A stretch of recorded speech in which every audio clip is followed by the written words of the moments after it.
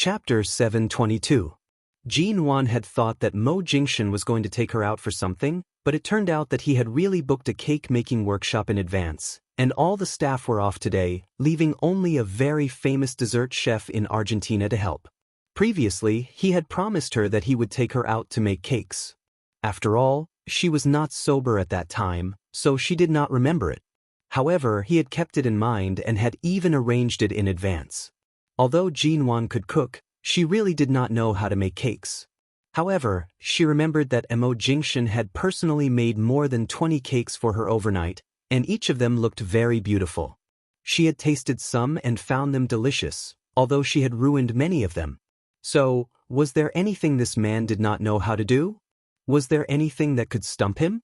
Jin-won stood in the production room, wearing the apron and clothes that the dessert chef had prepared for her. It was pink and there was also a hat. After putting it on, Jin-won could see her reflection in the window as she passed by. She looked like a real, pink and tender dessert shop attendant, quite down to earth.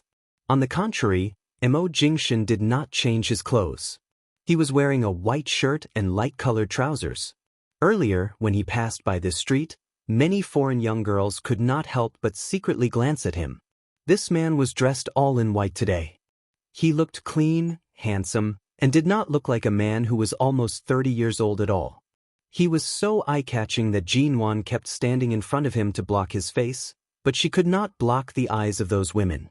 At this moment, she saw this man standing in the production room helping her with the cake. She looked at the man's rolled-up shirt sleeves and revealed a small part of his strong arm.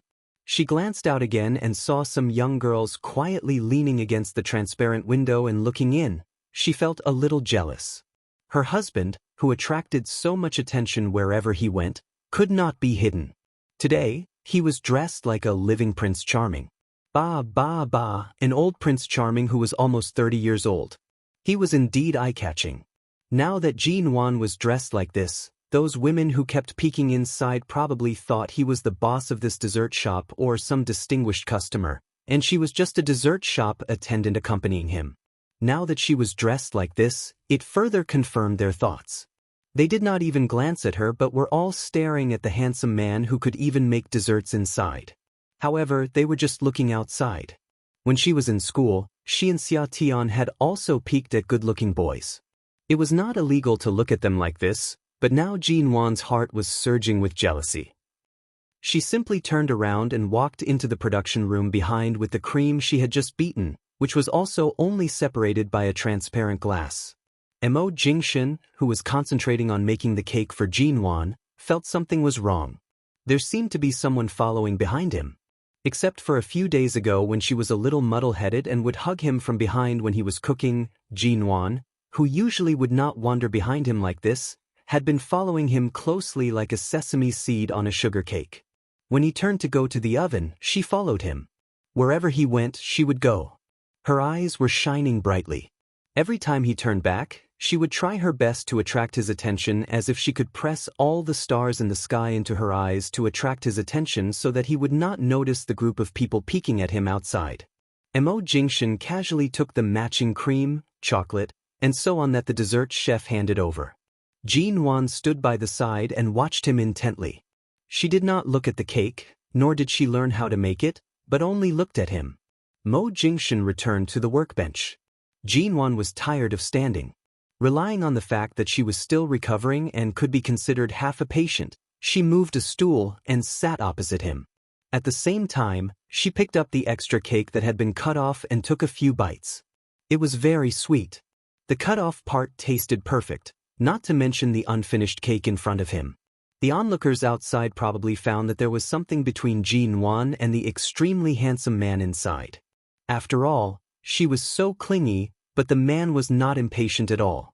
He even specially asked the dessert chef to prepare some delicious food for her to eat, lest she was hungry or bored. Although she was dressed like a waiter, she did not look like one. It was not until they saw the man smear the cream on Jin-won's nose that the women outside finally understood and left resentfully with a pained expression. Jin-won raised her hand to wipe the cream off her nose, then sat there with one hand supporting her face and continued to watch him. In fact, she did not know what kind of man Mo Jingshan was. It could even be said that she could not even figure out what kind of husband Mo Jingshan was. She had seen him wearing a suit in the company when he had meetings with elites from home and abroad. Sometimes, he was cold and unapproachable, but he was so swift and decisive that it was impossible to predict what kind of decision he would make next.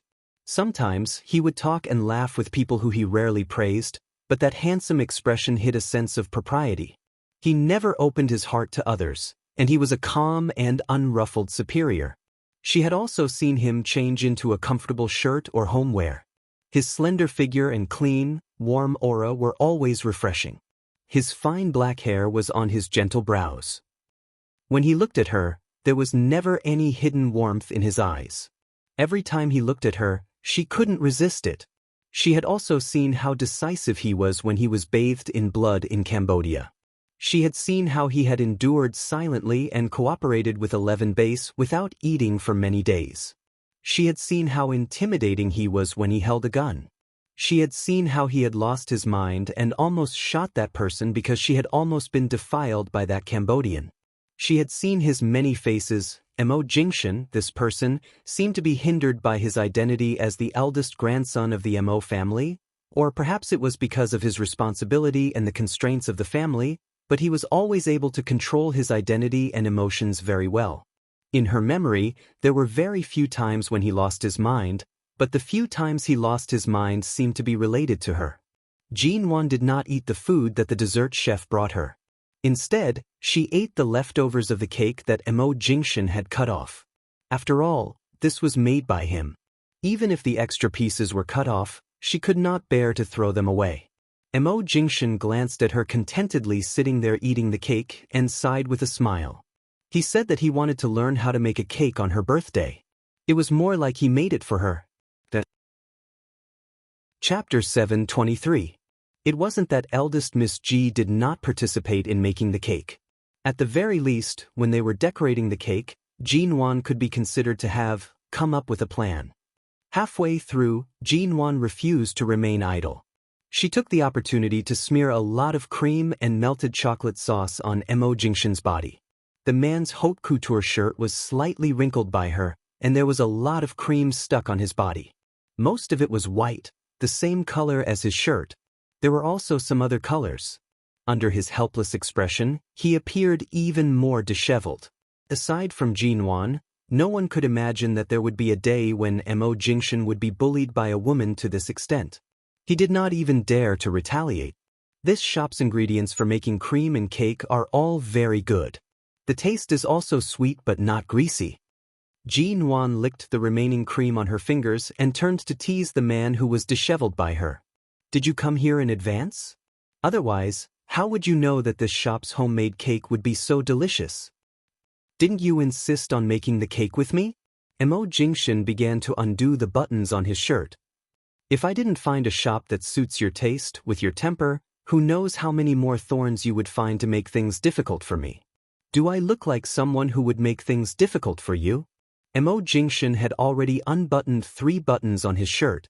However, because this was still the bakery, and there were passers-by outside, it was not convenient for him to take it off. He glanced at her. What do you think? She looked at the beautiful shape of his collarbone as he unbuttoned it, and the arm that was revealed under his casually rolled-up sleeves. The hem of his shirt was also loosely tied around his waist, but in her eyes, it became a sexy curve. Ah, what a feast for the eyes. Jin-won took the opportunity when the dessert chef left to wrap her arms around his neck and hang herself on him. Naturally, cream was smeared all over her body. She tiptoed and planted a kiss on his cheek. When we were in T-City, did you personally make those 21 cakes one by one like this? But they were all wasted by me at that time, and you didn't even say that you were the one who did it. She looked at his narrowed eyes and felt remorseful for what she had done in the past. But I still haven't learned how to make a cake today. I originally planned to make you 30 cakes when you were 30, but I guess this plan can only be put on hold. I'd better change to another way. He clearly knew that this little woman was deliberately playing tricks. She just didn't intend to make any cake, but found a bunch of shameful excuses for herself. Mo Jingshan's gaze darkened. He held onto her waist. Meanwhile, the reckless Jin-won continued to nag incessantly. Today's birthday is enough.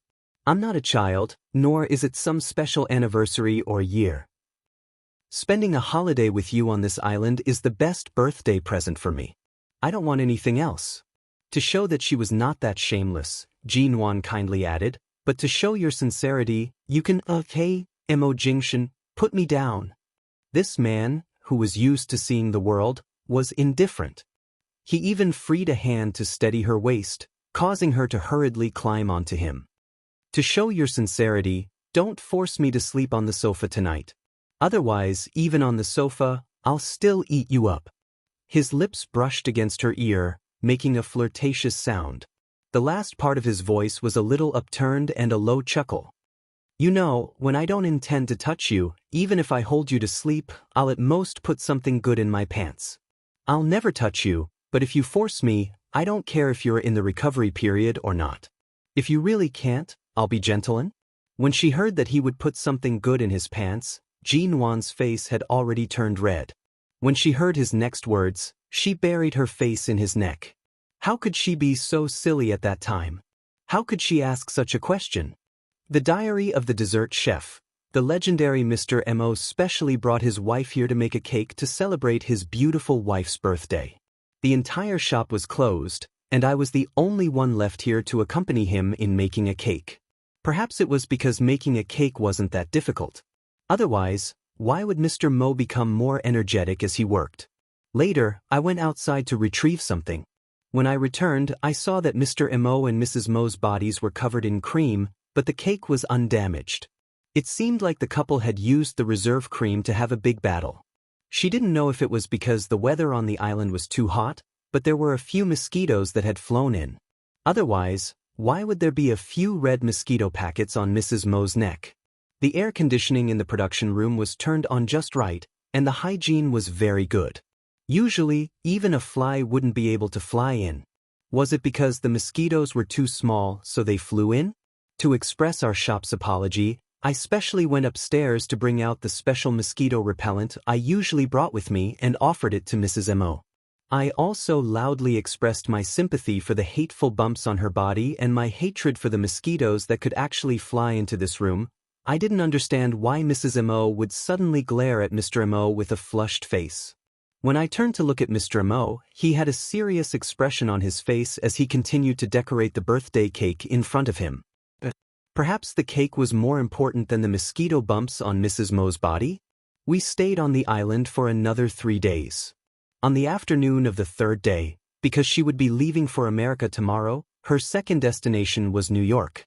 She also planned to go to the place she used to study in Los Angeles.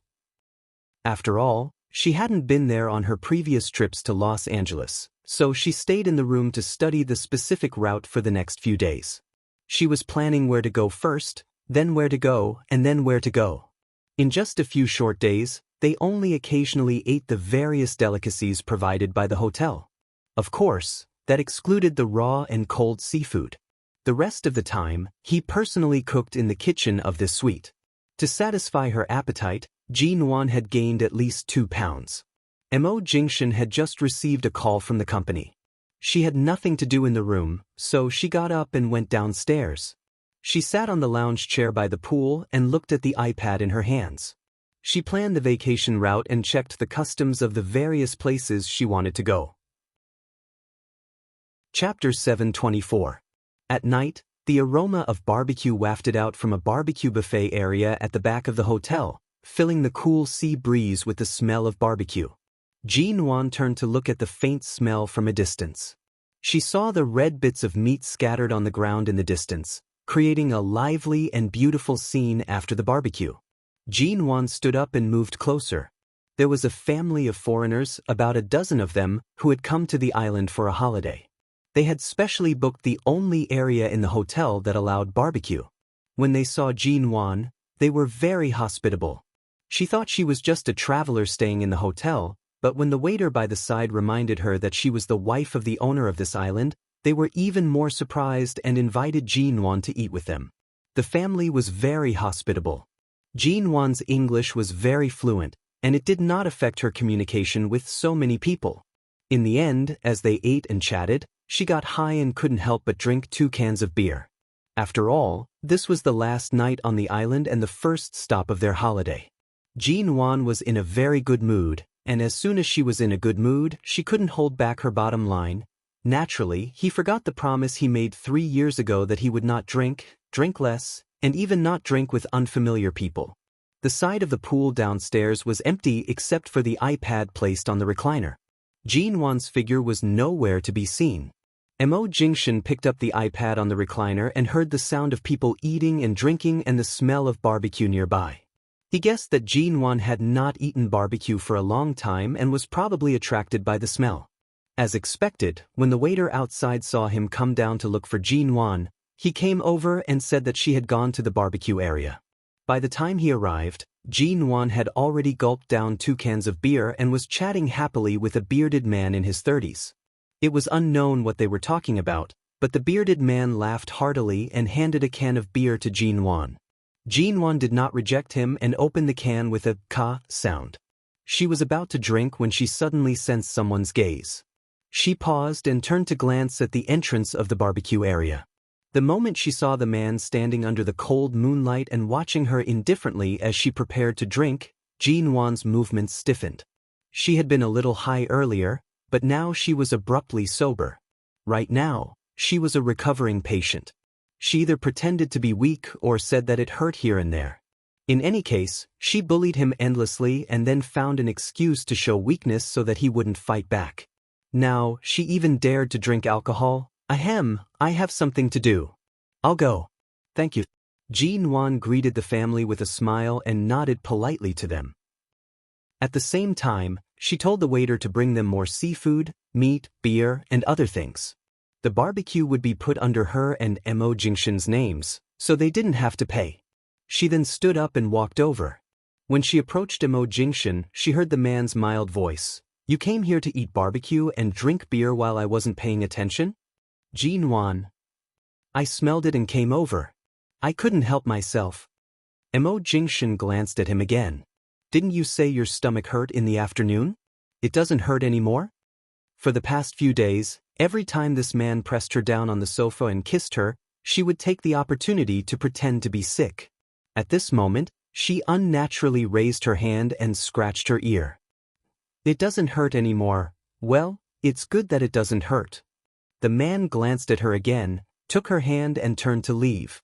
Seeing that he didn't seem to have any intention of pursuing the matter, Jean Wan was slightly relieved and obediently followed him back. Fortunately, she had eaten quite a few skewers of barbecued meat just now, otherwise she would probably be very hungry now. Just as they were about to return to the room, the man held her hand in the elevator with one hand and put the other in his trouser pocket. He glanced sideways at her. Did I starve you? If you weren't hungry, why would you freeload off others? Isn't he barbecuing? If you want to eat barbecued meat, you can tell me. Is there anything I can't satisfy you? You just had gastritis a few days ago. Let's just eat something normal or light. You can't eat barbecued meat or anything like that. I only went to chat with him and ate a few skewers. Mo Jingshan glanced at her again. Seeing that Jean Wan's gaze was very sincere, he did not say anything more and brought the little woman back to the room. Originally, Jean Wan thought that this matter was just a small interlude. However, when Mo Jingshan went to prepare dinner, she had just finished showering when she smelled the scent of barbecued meat. She walked out while drying her hair. When she entered the kitchen, she saw that on the stove in front of Boss Missouri, there was a small barbecue equipment that the hotel staff had brought in. There were various meat skewers, shrimp skewers, vegetable skewers, chicken skewers, and other essential ingredients for barbecuing.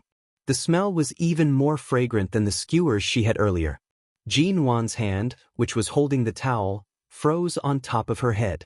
She stared dumbfoundedly at the back view of the man dressed in a white shirt who was grilling skewers for her in the kitchen. However, the fragrance of vegetable porridge wafted out from the rice cooker by the side. This meant that he still planned on sticking to a light diet for a few more days. However, in order to not treat her unfairly, he specially barbecued meat for her and let her eat her fill. It would be a lie to say that she was not touched. Jean Wan walked in. She looked at the skewers of fresh meat and various ingredients before turning back to look at the man. I can't eat so much by myself. The man did not turn back. He was currently sprinkling seasoning on the skewers. He calmly said, "Eat as much as you can. Eat until you're full. Otherwise, you'll have to freeload off others." Jinwan was embarrassed. She was only freeloading off a meal. How did she offend him? It's fine if you're just freeloading off. Just a few skewers of meat is enough to make you lower your guard. You even dare to accept alcohol from anyone. Jinwan. Only then did she realize that earlier, when he went to look for her, she seemed to be chatting with that family's 30-year-old son. She was talking about what he had seen and heard, as well as some of his experiences studying in China. That was why Jinwan was chatting and laughing with him for so long. It seemed like Boss Missouri had misunderstood. Jinwan held back her laughter and did not explain. She stood by his side and stared at the vegetable skewers that were already done. She anxiously asked, "Can I have a taste first?" The man glanced at her and did not reply. Chapter 725. Seeing the little woman's greedy appearance, Mo Jingshan said, "You're really useless." However, he still casually picked up a skewer of vegetables that was no longer hot and fed it to her. Jinwan smacked her lips in satisfaction, saying that it was delicious. She then contentedly turned to change her clothes, preparing to eat the rest of the food that Boss Missouri had personally roasted. The result of eating too much at night was that she could not sleep no matter what. Although the 2 cans of beer that Jinwan drank did not make her drunk, it made her more energetic. After eating the barbecue, she took a shower to prevent the smell of barbecue from covering her body. She then paced back and forth in the room for half a day, digesting the food for a while before sitting down. Because she had eaten too much earlier, it was mainly because Boss Mo's barbecue skills were exceptionally good, especially the seasonings that he had prepared. If they were sold as barbecue seasonings, many barbecue shops would most likely pay a high price for them. After all, they were truly delicious. After much difficulty, she could finally lie down. Jinwan tossed and turned on the bed, unable to fall asleep. She was most likely thinking about her journey and plans after returning to America. She was slightly excited, but also slightly reluctant to part with the slow life on this island. Mo Jingshan had been by her side the entire time. However, as she lay down, he sat against the headboard. In his hands were several documents that he had just printed out. In order to accompany her to sleep, he had specially printed out the electronic versions. It was convenient for him to accompany her while not affecting his work. Still not sleeping? Hearing the little woman turn over again, Mo Jingshan glanced at her. It was indeed time to sleep, but she just could not. Jinwan placed her head in his embrace. "I can't sleep. Do you have anything you want to say? Or is there something on your mind?" Mo Jingshan held her hand, placing it on his body. He half sat up, allowing her to use his body as a pillow. The belt of his nightgown was not tied very tightly. Following his collarbone, she could faintly see the perfect lines of the man's chest and abdomen through the gap. "I'm thinking if we stay outside for too long, will it be bad? Get to the point." His hands formed a subtle arc by her side, cleverly encircling her in an embrace. His dark eyes fell into her eyes, but it seemed like he was abstinent. He didn't want to do anything, but he domineeringly wrapped her in his scent. "I think it's better to shorten the trip. Wouldn't it be too heartless of me to leave the company to Xia Tian and pretend to be sick? You have a conscience with everyone else, but you like to play the role of an ingrate in front of me." Mo Jingshan's hand brushed against her cheek. His tone seemed to be smiling, but it also seemed to be gritting his teeth. "I'm being serious. I've already taken you away from Shine Group and occupied you for several months. Wouldn't it be too much to continue to occupy you?" "Yes." Mo Jingshan unhurriedly grabbed the belt of her nightgown that was gradually loosening. "Are you done? Can I sleep now? Then shouldn't we go back earlier?" The man did not answer and instead said, "I don't think your condition is as serious as you say. You even dare to drink, what else can't you do?" "That's not what I'm talking about right now." Before she could finish speaking, she realized something was wrong. The pitiful belt around the waist of her nightgown was nowhere to be seen. His fingers had already reached under her open collar. His palm seemed to know her body like the back of his hand. It seemed like he was carelessly moving around, but it caused her to tremble slightly. Jin-Wan instantly entered a guarded state, alarm bells ringing loudly. Didn't you say you want to sleep? She did not have time to struggle and was already pressed under his arms. I don't see that you're sleepy. This is because you need to vent the alcohol. Why don't I accompany you to vent it? Even at this time, he did not forget to show off his black-bellied nature. It was clearly what he wanted to do, but he still blamed it on her drinking. To deal with a little heartless person like you, as expected, I can't be too soft-hearted. Why don't I make breakfast for you tomorrow morning? Let Boss Missouri have a good sleep? I definitely won't make you wake up early to make breakfast for me again. The arrow was already on the bowstring, but the prey still wanted to struggle on its deathbed. I can't wait. The tip of his tongue circled down her neck, leaving behind a decadent red mark. She instantly released an uncontrollable whimper. Amidst the broken words, it was already impossible to distinguish his name. His voice reverberated by her ears. Sometimes, it was as though he was far away, and sometimes, it was as though he was close by with warmth. She closed her eyes, as though she had fallen into the deep and boundless ocean in his eyes. Old rules, pay with your body. The man's voice was so heavy that it could easily capture her soul. Usually, when Mo Jingshan wanted to let her go out of consideration for her, even when she could no longer endure it, he would have an astonishingly strong self-control. Even if he had to take a cold shower for an hour, he would definitely not make things difficult for her. However, when this man did not intend to let her go, she would always be helpless against his ferocious plundering. Earlier, when he called her a little white-eyed wolf, she felt that she was slightly better than him. However, in the face of his sudden kiss, it was instantly crushed. It turned into dust and flowed away, melting into his bottomless abyss. The man easily pried open her teeth. It appeared as though he was attacking fiercely, forcing her to retreat. Even her breathing became erratic. However, his hands were extremely patient, as though he was afraid of scaring her. She could only grip his sleeves tightly, struggling to not let herself fall. After a long time, the man finally let go of her, as though giving her a chance to breathe.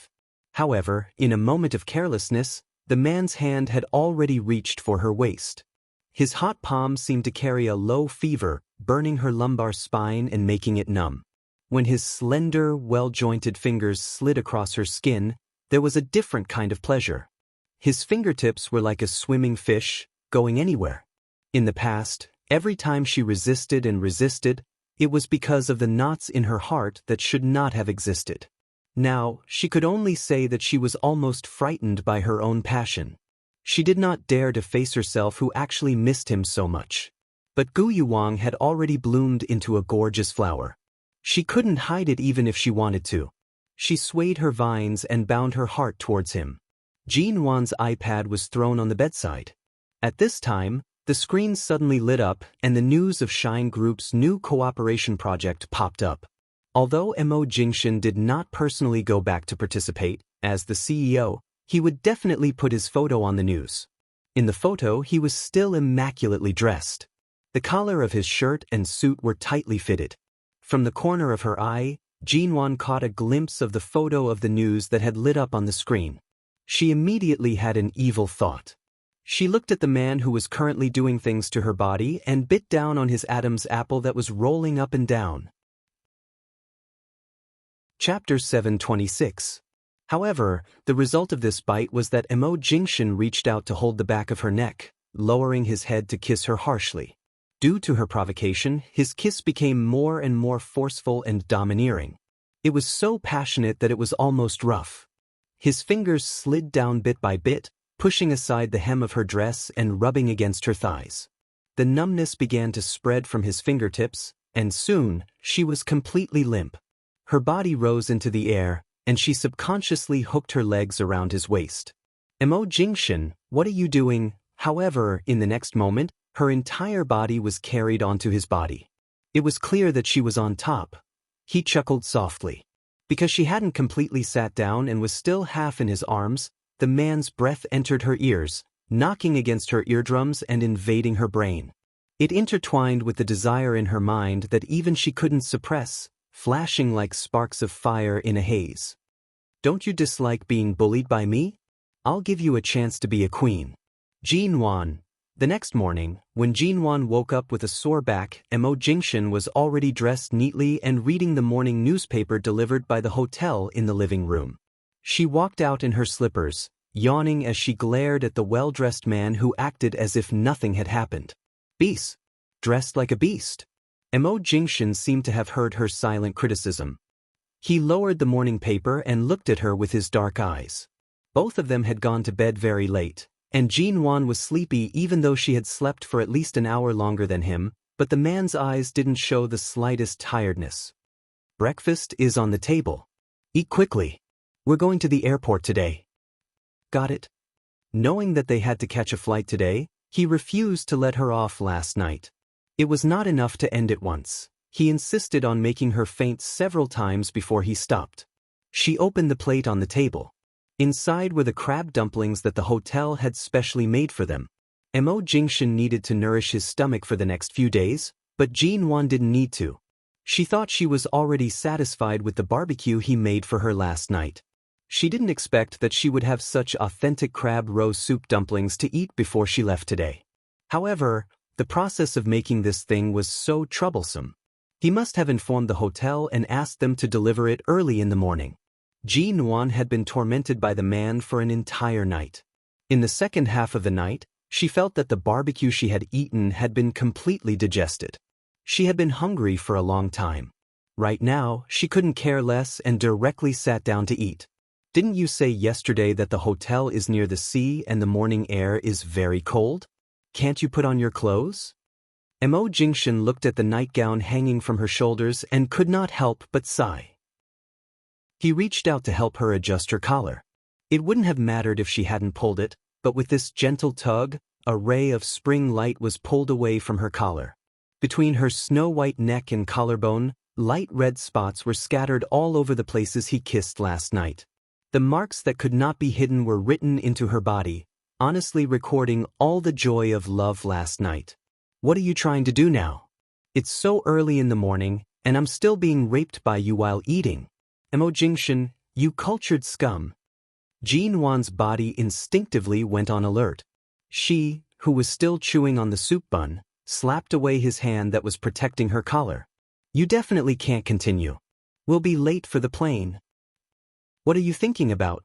Mo Jingshan's handsome brows moved slightly. In the end, he only smiled and picked up the coat hanging on the back of the chair to cover her shoulders. Hurry up and eat. We have to catch the plane. Oh. The alarm was lifted. She could eat in peace. Also, he thought for a moment before turning back. Recently, the weather in Los Angeles has been very cold. Don't wear too little, especially clothes that reveal your shoulders. Recently, he had watched Jinwan swim more often. Mo Jingshan increasingly felt that he wanted to hide every part of this little woman's body. Even if it was just an ordinary spaghetti strap dress, he could not let her wear it. After all, it was really too easy to attract a man's attention. Jinwan continued to eat. When he was not paying attention, she softly muttered, "Miser." The last minute of Jinwan's life on the Argentinian island was stretched by Mo Jingshan to the point that it felt like a century. They passed by the dessert shop in the departure hall.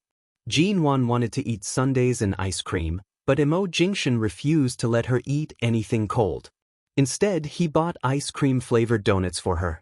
They passed by the various unremarkable specialty shops in the departure hall, which also had a variety of exotic styles. In the end, when they were finally about to board the plane, they did not take the first-class entrance but stood at the back of the crowd. Rather than saying that Mo Jingshan was completely complying with Jinwan's wishes, it was more accurate to say that Jinwan wanted Boss Missouri to interact with the common people. After all, it seemed that every time she returned to Los Angeles, something big happened, but after all, Shine Group was here, and so was the Mo family of Los Angeles. This was also the place where she studied when she was a teenager, so even though Jinwan had almost been traumatized by Los Angeles, this place was still indissoluble in her life. She still had to travel around High City and Los Angeles.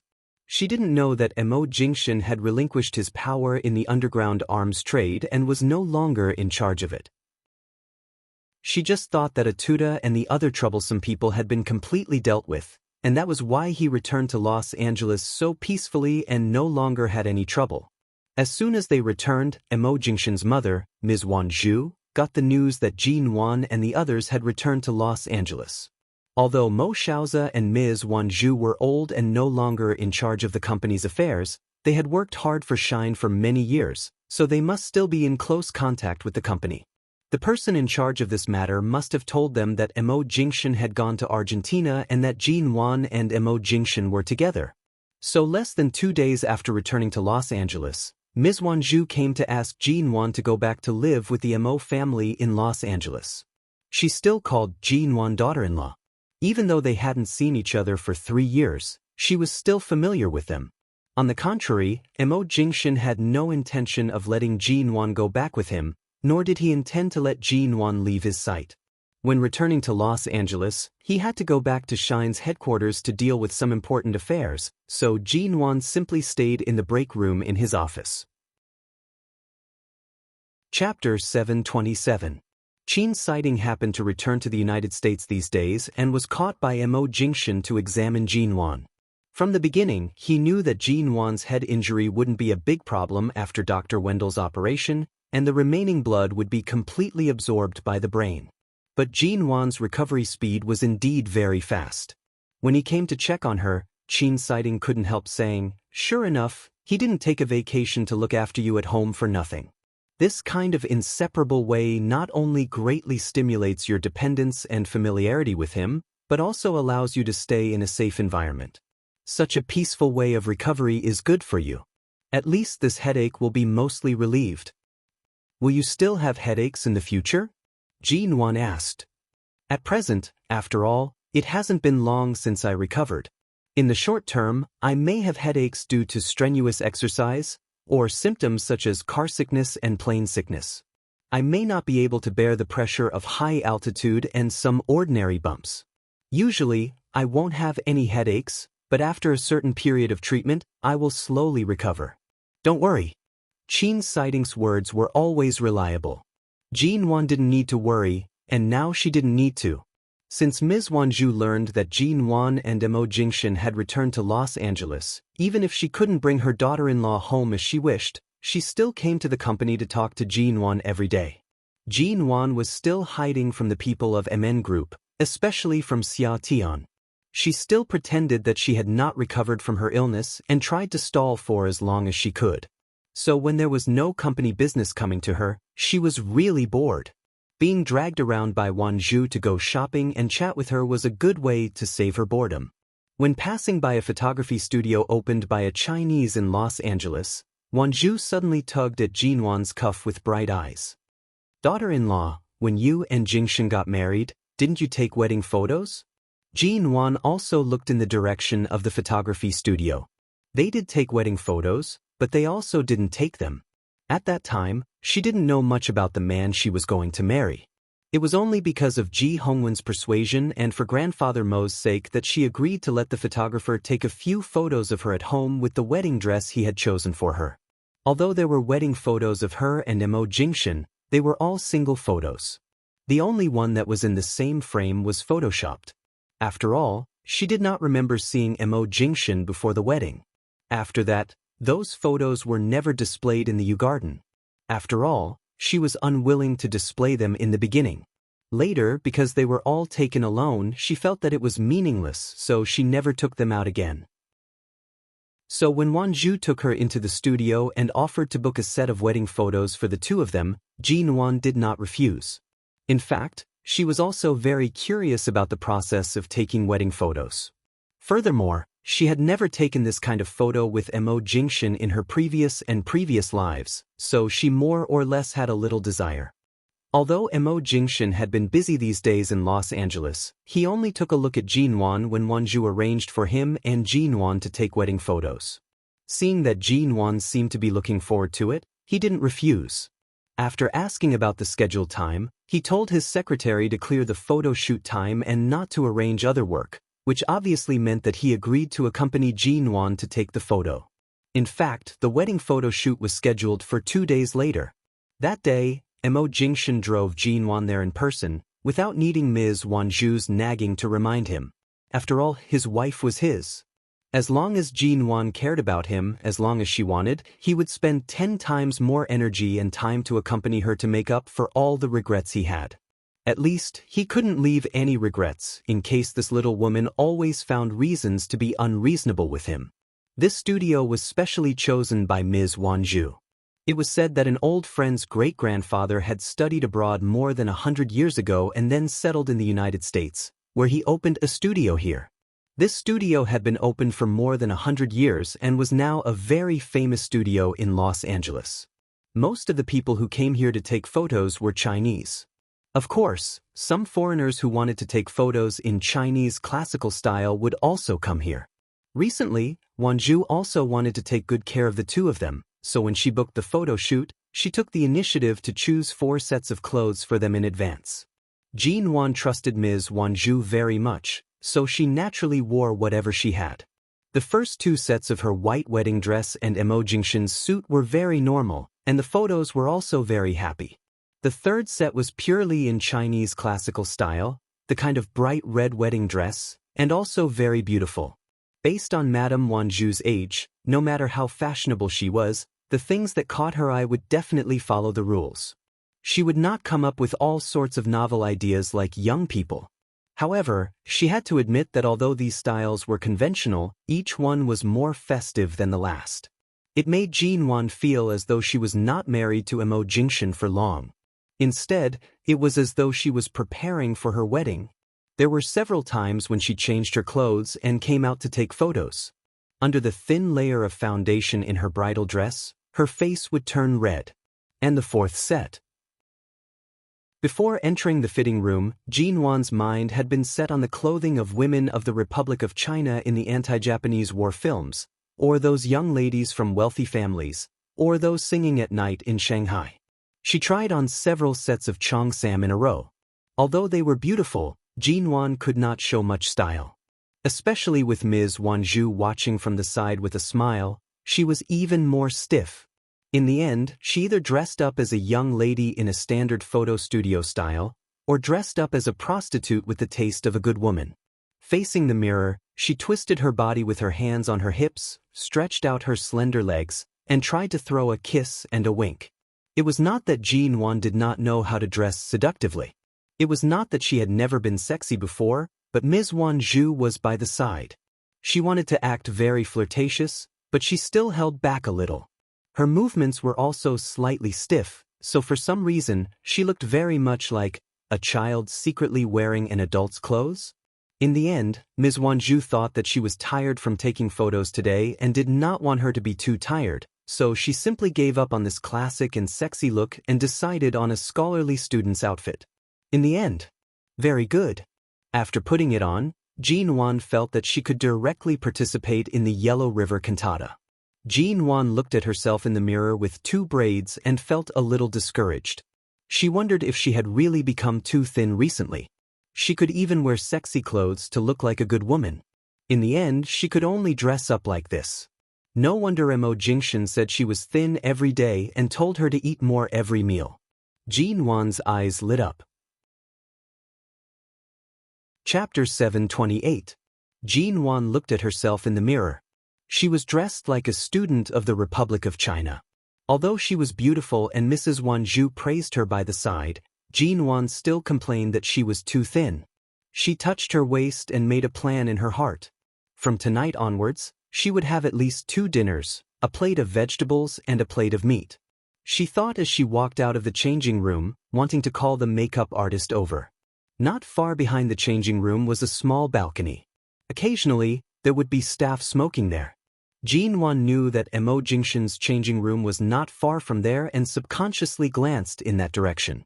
In the end, she saw that the small balcony was covered with a warm sunlight weave, and there was a tall and straight figure standing against the direction of the light, which made her feel a little strange, but also so familiar.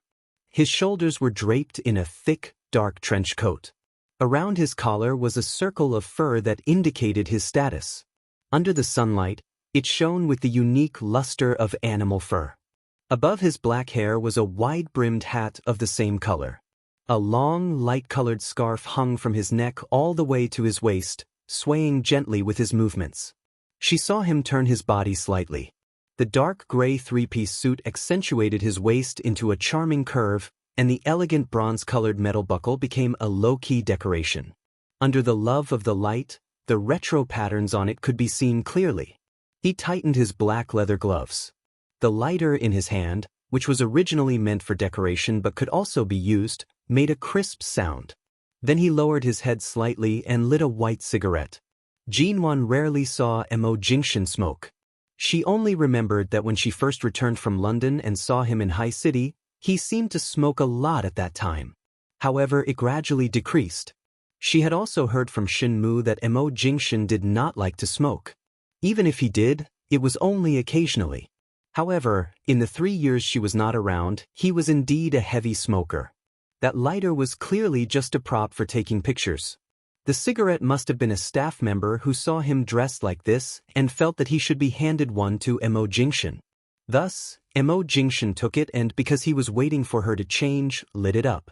At this moment, she saw Mo Jingshan, his side profile with the cigarette in his mouth. When he lowered his head, his Adam's apple moved slightly. Between the cuffs of his white shirt and his black gloves, his wrist that was not wrapped in any cloth. The collar he clasped tightly, and the finger that gently loosened his tie. It was as though they had turned into walking hormones, ruthlessly firing several shots in her heart, killing her on the spot. Jinwan was so absorbed in watching that she accidentally bumped into the cleaning tools by the door of the changing room and fell to the ground with a clang, shattering all the fantasies she had about pouncing on Big Boss. Mo Jingshan seemed to have heard the noise. He extinguished the remaining half of the cigarette and narrowed his eyes to look at her. When he turned around, his trench coat and scarf formed a perfect arc, and the lines of tension were thrown into her heart. She only saw his eyes under the brim of his hat and black hair. They were very deep, and because of this rare outfit, they looked very unruly. It was as though he had turned into the Republic of Mo Jingshan, and the Mo of her. Mo Jingshan of Mo of Jingshan Mo. He had easily snatched away her 3 spiritual and 7 physical souls. Yet, when the man looked at her, he walked over after a while.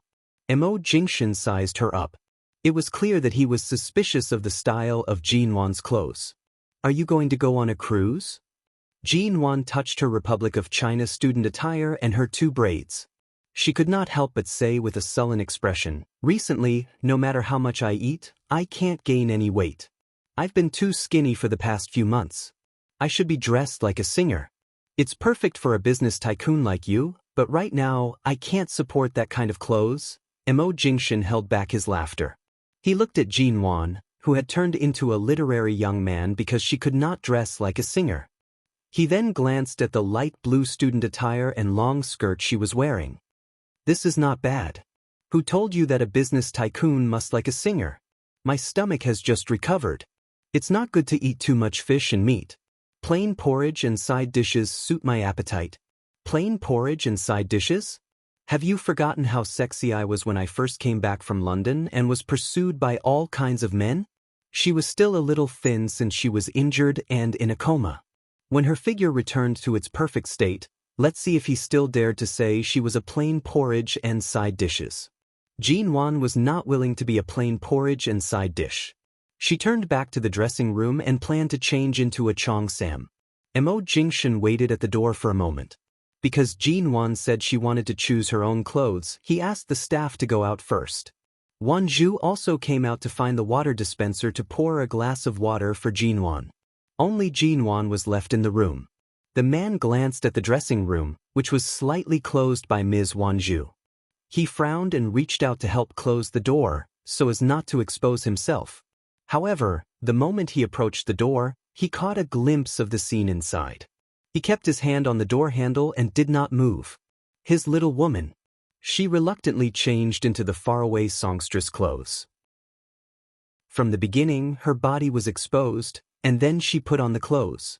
Then, she stood in front of the mirror and kept posing. She threw coquettish glances and pouted to show all kinds of sexy and charming expressions. Perhaps she felt that it was not enough, so she pulled down the clothes on her shoulders and continued to pose with her thighs exposed in front of the mirror. Perhaps the 2 braids on her head were too strange, so she untied her hair and stood in front of the mirror with her long hair hanging loose. So how satisfied was she with the clothes he was wearing that she was so dissatisfied with herself because of the contrast? The little woman pinched the cloth on her waist from time to time, wondering if she should use a clip to clamp a piece of cloth behind her so that she would not look too thin. After posing like this for a long time, Jinwan was tired of blinking and finally glanced at the door out of the corner of her eye. However, she suddenly saw the man outside the door who had been watching her for a long time. She screamed and turned to rush over to close the door, but she ran too fast. She was wearing indoor slippers for changing clothes, so she staggered and fell forward. The man outside the door opened the door unsurprisingly and caught the little woman who threw herself into his arms. When Jinwan stumbled out of his arms, looking at her disheveled hair, Mo Jingshan smiled slightly. The way you threw yourself into my arms is more seductive than any other style. Chapter 729. When it was finally time to take a photo, Jinwan still wore her outfits and stood together with Mo Jingshan. In the end, the experienced photography teacher smacked his lips and was especially satisfied. His mouth was full of praises of a perfect match. His steady tone added the color of age to the studio that had been open for more than 100 years in Los Angeles. Mrs. Wanzhou was all smiles by the side. When the photo shoot was over, she rushed over to hold Jinwan's hand and asked her if she was tired, as though she was afraid of exhausting her daughter-in-law. Perhaps it was because Mrs. Wanzhou had been too excited for the past 2 days that she couldn't keep her mouth shut, or perhaps it was because she had received Mo Jingshan's tacit approval that she told Elder Mo about their wedding photo shoot. Thus, Elder Mo took advantage of this excitement and actually flew from High City to Los Angeles the next day. According to Elder Mo, it had been at least 10 years since he had taken a plane, and it had been 17 or 18 years since he had been to America. This time, in order to find his granddaughter-in-law, he was willing to risk his life to come to Los Angeles to reunite with them. He would stay in Los Angeles for a month before returning to High City. The television in the living room of Shine Group CEO's office was broadcasting the news. Behind the host, there were people walking to and fro. Thanksgiving was very lively in the West. The small smiles on the passers-by's faces represented a certain festive atmosphere that slowly seeped into the night air. The familiar sound of pots and pans colliding gently came from the spare kitchen of the break room, and a pleasant aroma of food wafted out. Jinwan sniffed. And today it was sweet and sour spare ribs. She raised her head and secretly glanced at the door. Warm light shone through the crack of the door, gently passing through the dry air and shining into her eyes.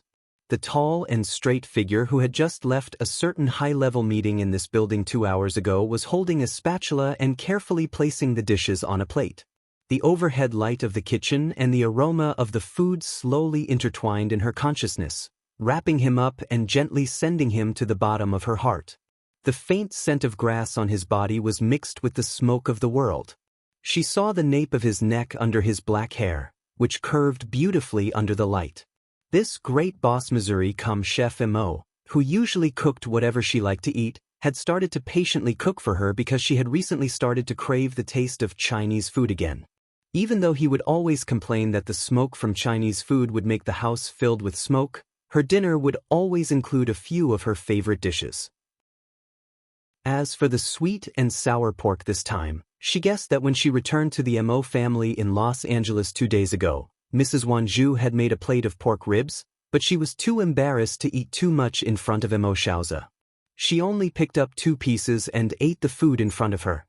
It was precisely because she clearly wanted to eat but was too embarrassed to do so. She clearly did not mention this matter, but Mo Jingshan clearly saw it. While her thoughts were still wandering, he had already walked out of the kitchen. In her eyes, the sight of him holding a plate was more tempting than the steaming hot sweet and sour pork ribs. "What are you looking at?" He freed a hand to pat her head as she approached. "Go wash your hands." There was a faint fragrance on his hand, carrying the warmth she was familiar with. It was as though this extremely ordinary office break room was able to block out all the disturbances of the world. The festive atmosphere of the Westerners outside had also transformed into a warm and ordinary day by his side, peaceful and lasting. After the meal, "Come with me to the Mo family tonight. Someone has come," Mo Jingshan suddenly said as Jin Wan placed the last piece of pork ribs into her mouth. Jin Wan abruptly coughed. She almost spat out the pork ribs she had just finished eating. She glanced at him in surprise. "Isn't Grandfather Mo here? Who else is there?" "Grandfather hasn't been to America for almost 20 years. It's rare for him to come. His old friends from back then heard the news and naturally came to visit." He placed a glass of warm milk in front of her, scolding her for being useless with his gaze. "But they're having a reunion with their old friends. Do they need us to go over?" As Jin Wan spoke, she carefully pushed the glass of warm milk to the side. She wanted to push it further away when he was not paying attention. She had eaten a lot earlier. Right now, there was no space left in her stomach to hold the milk. "Who was the one who said that in the future, you have to eat 2 bowls of rice, 2 bowls of vegetables, and 2 glasses of milk for every meal? You've only reached half of your goal, and you can't eat any more?" He noticed her small movements. "Are you still complaining that you're too thin?" Jin Wan glanced at the milk that she had pushed further away. Tonight, she had eaten a bowl and a half of rice and an entire plate of sweet and sour pork ribs. Mo Jingshan had barely eaten, allowing her to eat them all. How could she have such a big stomach? However, this milk had been warmed by Boss Missouri with good intentions. Jin Wan could only bring it back. She pretended not to notice the satisfied smile on his lips and drank more than half of the milk. The so-called reunion of Elder Mo's old friends was indeed different from what Jin Wan had imagined. She had thought that it would be like what she had seen on television, where a group of old people in their 70s and 80s would stand together and sigh over the haste of life. Or perhaps, they would cry because they did not know if they would ever meet again. But it was, a group of old men sat together, drinking tea and chatting. Each of them wore a smile on their faces. Even Jin Wan felt as though she was bathed in a spring breeze. However, she had no interest in this group of old men's mahjong table. It could even be said that she could not understand the way these old men thought. They had only met once in almost 20 years. Their after-dinner entertainment was not to sit together and cry about the past, but to play mahjong. Furthermore, there were 2 mahjong tables. Just like right now, at the other table, Elder Mo and his daughter-in-law, Madame Wanzhu, were playing mahjong with 2 other old men. At this table, it was Mo Shaoza and Mo Jingshan. Jin Wan watched as Mo Jingshan took off his coat. He was wearing a fitted, fine wool white sweater. The V-shaped collar revealed a gray shirt. He loosened his collar and shifted his gaze from the mahjong tiles to Jin Wan, who could not wait to find something to do. He used his eyes to indicate for her to sit by his side. With so many people around, how could she have the nerve to sit so close to him? Earlier, this group of old men had not stopped mocking the 2 of them. Chapter 730. In addition, she had never seen Mo Jingshan so patiently accompanying his family and relatives. Back when they were in the Mo family in High City, Mo Jingshan had always been gentle and distant toward the group of relatives who came to suck up to the Mo family's thigh. Those people all thought that he disdained interacting with family and friends.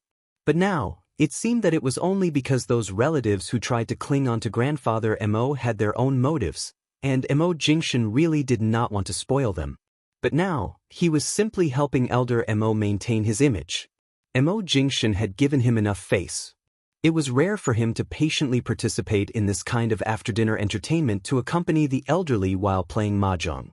Or perhaps, Mo Jingshan was usually too busy. Recently, because he was accompanying her to recuperate, even if he occasionally returned to Shine Group, he would only attend some important meetings. Usually, he would spend more time with her. It was rare for Boss Missouri to have such free time. Seeing that Jin Wan was bored to death watching by the side, Mo Jingshan touched a tile and continued to lock his gaze on her. Jin Wan continued to shake her head. Although she really had nothing to do watching everyone play mahjong, she was considering if she should help the helpers pour tea. But previously, when she wanted to help, Mrs. Wanzhou had glared at her, indicating that there was no need for her to help and that she should rest well. Seeing that Jin Wan was still standing there, Mo Jingshan narrowed his eyes and played the tile in his hand. Seeing that Mo Jingshan planned to give up after this round to accompany her, Jin Wan chose to sit by his side to prevent the others from being disappointed. The man then calmly leaned against the back of the chair, indicating for Jin Wan to help him touch the tile. After all, Jin Wan was Mo Jingshan's wife. Everyone present was an elder. Seeing this young couple's behavior, they only smiled and did not have any objections or dissatisfaction. They only nagged, "Tsk tisk, it's really good to be young." Under everyone's gaze, Jin Wan reached out her hand. In fact, her mahjong skills were very ordinary. The last time she played mahjong was in Jing City, and it was only with Xiao Lui's help that she managed to win a few rounds. How much did Mo Jingshan trust her to actually let someone like her, who was not very good at mahjong, touch the tile for him? She picked up a card and touched it in her hand for a long time, but she couldn't figure out what card it was. She had no choice but to obediently hand the card to him. He's already allowing his wife to draw the cards so calmly. It seems like Jingshan is going to win this round. Anything she draws will win. The one speaking was an old man. Jin Wan felt her cheeks heat up. She could let Mo Jingshan do whatever he wanted at home, but in front of a group of old people and relatives, even if she accidentally showed a little affection, she couldn't help blushing, and even the mahjong tiles in her hand became warm. She hurriedly stuffed the mahjong tiles into Mo Jingshan's hands, turning her head away in embarrassment. Mo Jingshan flipped his long fingers over the tiles. His face was expressionless as he casually pushed them down. Flowers blossomed on the bar. Everyone was shocked. "This daughter-in-law seems to be very popular with you." Everyone started to talk at once. Jin Wan's face was so red that she wanted to find a hole to hide in. Thus, when everyone left in the middle of the night and returned to their rooms to rest, Jin Wan's face was still red from being teased by the old men. The main reason was that these old people were used to seeing the world. After playing mahjong and drinking tea at night, when they couldn't fall asleep, they liked to talk about young people. They even discussed who would be the god-grandfather of Jin Wan's child in the future and the ranking of the god-grandfathers. Jin Wan felt that there might be something wrong with her brain a while ago, which led to some unresolved problems in her brain. Otherwise, how could she, who was usually very strict, become so careless after this illness? For example, 2 nights before returning to High City from Los Angeles, there was a company reception arranged by Shine Group. Not to mention her identity as the head of MN Group, she had to attend as Mrs. Mo, who had been publicly acknowledged time and time again. However, whether in the Mo family's bedroom in Los Angeles or in the 300-square-meter lounge next to Shine Group CEO's office, these spacious spaces resulted in her often rummaging through cabinets and cabinets to look for things that she didn't know where she had left them last time. It was almost December. Although it was not Shine Group's year-end reception, it was rare for Mo Jingshan to attend it in person, so it was naturally more grand than usual. "Mo Jingshan, have you seen the white shawl I bought a few days ago?" Jin Wan rummaged through the closet in the bedroom and shouted angrily at Mo Jingshan, who was outside. "I put it in the lounge after I bought it. Where did it go?" "How would I know?" So Mo, who was neatly dressed, looked at his watch. There was still half an hour before the reception began. "Don't rush. Take your time. We're running out of time." There was a clattering sound in the room. Mo Jingshan thought that Jin Wan was going to tear down the closet door. It was not too late. It was only a 5-minute drive from here to the reception, which was enough for Jin Wan to continue looking for things. Now the only reason why she was impatient was that she had been looking for this shawl for more than an hour and still hadn't found it. "Can't you change to another one?" He watched as she ran from the master bedroom to the secondary bedroom. He suddenly seemed to have thought of something. He paused for a moment before walking over. When Jin Wan opened the secondary bedroom's closet door, it was empty, yet it seemed to be filled to the brim. A man's suit was neatly hung on the left, along with several neat shirts. By the side, there was a leather coat with an intricately patterned bronze-colored buttons. It was paired with a cane and a wide-brimmed hat. It looked slightly familiar. Wasn't this the business tycoon's outfit that Mo Jingshan wore that day in the Chinese photo studio? She heard the man's footsteps and the door closing behind her. When she turned back, she met his deep, black eyes. "Mr. Mo, do you want to explain?" She thought that he had an indescribable fondness for this kind of thing and couldn't help but deliberately glance at the closet. The man was unperturbed. "I asked someone to custom make a new set based on that one. The quality of the clothes there is too poor." Not only was he unperturbed, he even leisurely added, "Don't you like it a lot?" This time, it was Jean Wan who was speechless.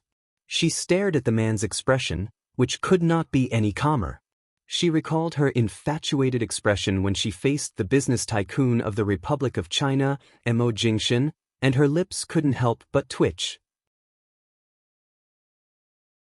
Chapter 731. Aren't you going to the cocktail party? What are you doing?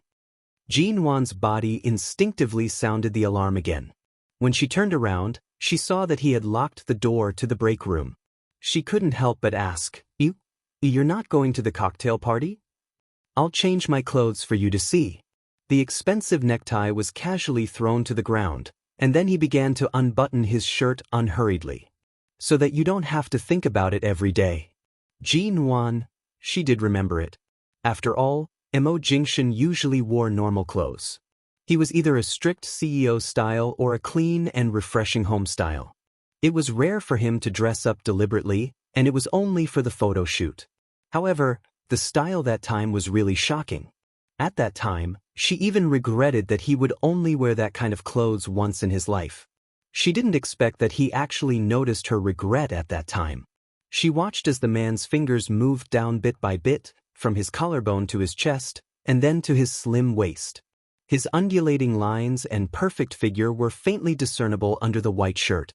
When the man changed into that set of clothes in front of her, Jean Wan was stunned.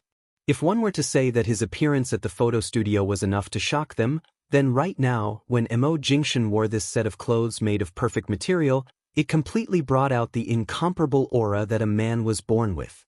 Seeing that the little woman's gaze was fixed on him, Mo Jingshan's lips curved slightly. "Do you like it very much?" Jean Wan nodded blankly. Perhaps because she was becoming more and more honest recently, she no longer held back her temper and said things that went against her heart. Her obedient appearance was especially moving. Before she could speak, the man had already carried her up. She was still wearing the gown that she had just changed into. In order to find a matching shawl, she had walked around the room for a long time.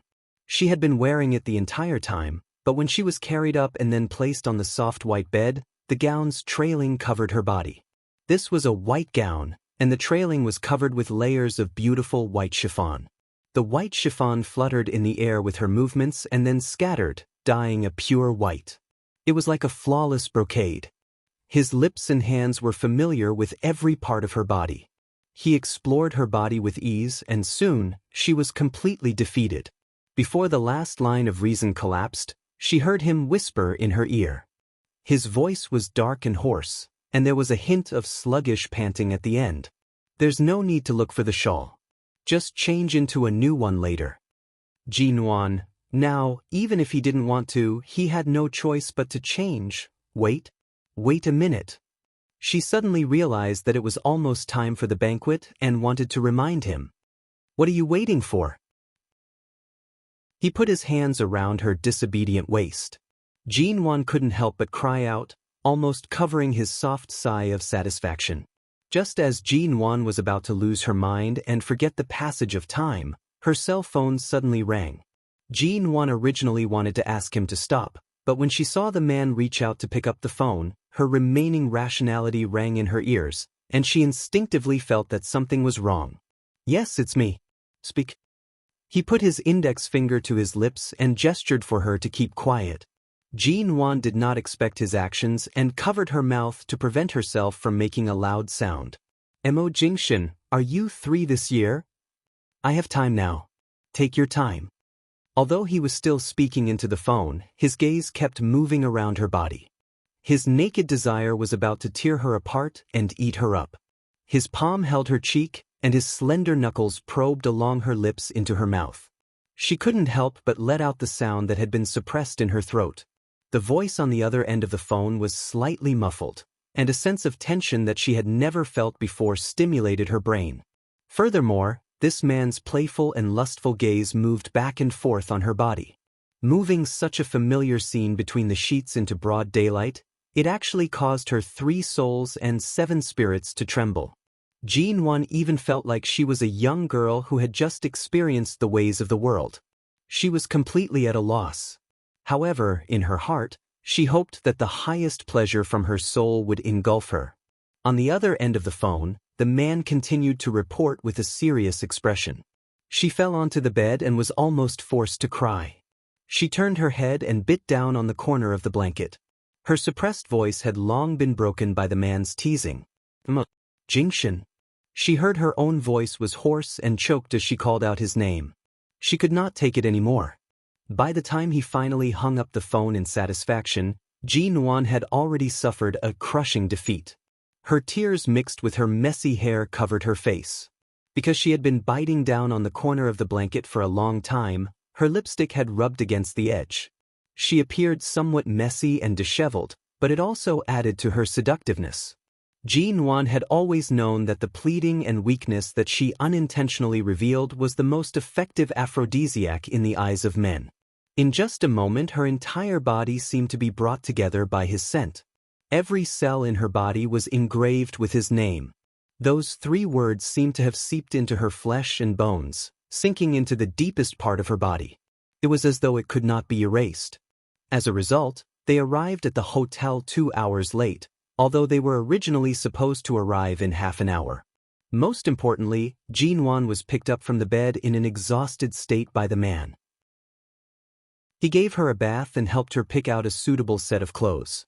Since they were in a rush, Jean did a simple hairstyle that looked very good. Just like that, Mo Jingshan directly brought her to the venue of the reception.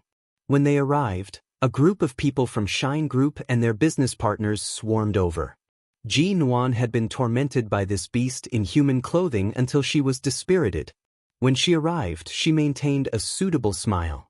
When the crowd gradually dispersed, she found a seat with fewer people and sat down. She was so tired that she did not want to speak. If it weren't for the fact that she was attending as the representative of MN Group today, she most likely would have directly fallen asleep on the bed. She definitely would not have come. However, after all, MN Group's face was here. She had worked so hard to support the company, and it was rare for it to have such an occasion in Los Angeles. It would not be appropriate for her to not come. But it was true. Good. Tired. Most importantly, not only did she not find her shawl, but he had also forcefully destroyed the gown she liked. Mo Jingshan, this beast. Chapter 732. Jean was too quiet at the cocktail party tonight. Many people came to see her because they heard that Mr. and Mrs. Mo would come in person. But apart from seeing Jean when they arrived, they didn't pay much attention to where she was. At this time, Jean was sitting on the sofa in the corner. Her back was sore and her legs were weak, so she didn't want to move.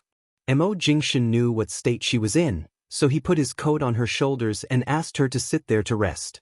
As a result, the others didn't see where Jean was, but when the people nearby saw her sitting there lazily, they just thought she was not feeling well or something, so they greeted her when they passed by.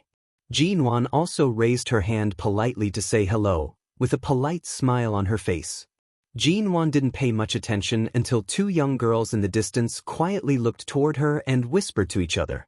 Jean didn't pay much attention to them, but she just turned to get a glass of red wine and went back to sit on the sofa. When she looked back, she saw that one of the girls in a pink evening dress was approaching Mo Jingshan with a blush. She didn't know what she was saying to Mo Jingshan, but it was not hard to see that she adored him. Jean glanced over there. There were many women who adored Mo Jingshan, so she was not surprised now. She saw that Mo Jingshan didn't even look at the girl but was talking to a man next to him, looking indifferent as if he didn't see the pink peacock-like girl next to him. After talking to the man next to him, he ended the conversation and walked away from her without a trace. It seemed that she was the daughter of a business partner in Los Angeles. Seeing that Mo Jingshan didn't even look at her, The girl was a little disappointed but didn't dare to approach him again. She turned around and resentfully returned to the other girl. The two of them seemed to be discussing something, and their eyes kept glancing in Jinwan's direction. Then they suddenly approached her, thinking that Jinwan hadn't noticed them. When they came over, they seemed to approach her unintentionally. Then the two of them picked up the red wine on the long table beside Jinwan, chatted with each other while drinking, and then continued to approach her. When she saw that one of the girls was about to spill the red wine on her, Jinwan sat still and said lightly, "Even if you spill the red wine on me and force me to find a place to change my clothes, even if I'm not sitting here, Mr. Mo won't look at any woman except me. I advise you not to try your luck. Otherwise, even Mr. Mo won't let you off easily. After all, no matter how rich the Mo family is, this dress worth more than 1,000,000 yuan was spilled by the red wine." He has to give her an explanation. The girl who almost spilled the red wine on her stiffened and immediately steadied the glass. She glanced awkwardly at Jinwan. Jinwan didn't dare to spill the wine on her. She didn't dare to do so. However, Jinwan sat there indifferently, with a casual smile in her eyes, but her eyes were cold. She had no intention of forgiving them for their misdeeds just because they were young. The two girls were indeed young and not very scheming. They just wanted to talk to Mo Jingshan, but seeing that Mr. Mo was too cold, they thought it was inconvenient for him to communicate with other girls because his wife was here, so they took the opportunity to send Mrs. Mo away and see if Mo Jingshan would talk to them.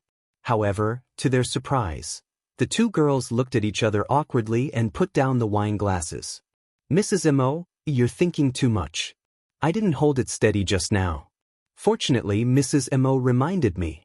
Otherwise, I might have accidentally spilled it on you. I'm sorry." One of the girls turned to Jinwan and apologized awkwardly. Jinwan's expression remained unchanged. She was neither cold nor indifferent, nor did she put on a condescending air. She just looked back at them indifferently and said flatly, "I can understand the young lady's yearning for love, but in your eyes, Mr. Mo is already a married man who has been married for many years. I suggest you change the direction of your yearning. It's not a good thing to want to hook up with another man's husband at such a young age." The two girls immediately blushed. We didn't mean that, you'd better not."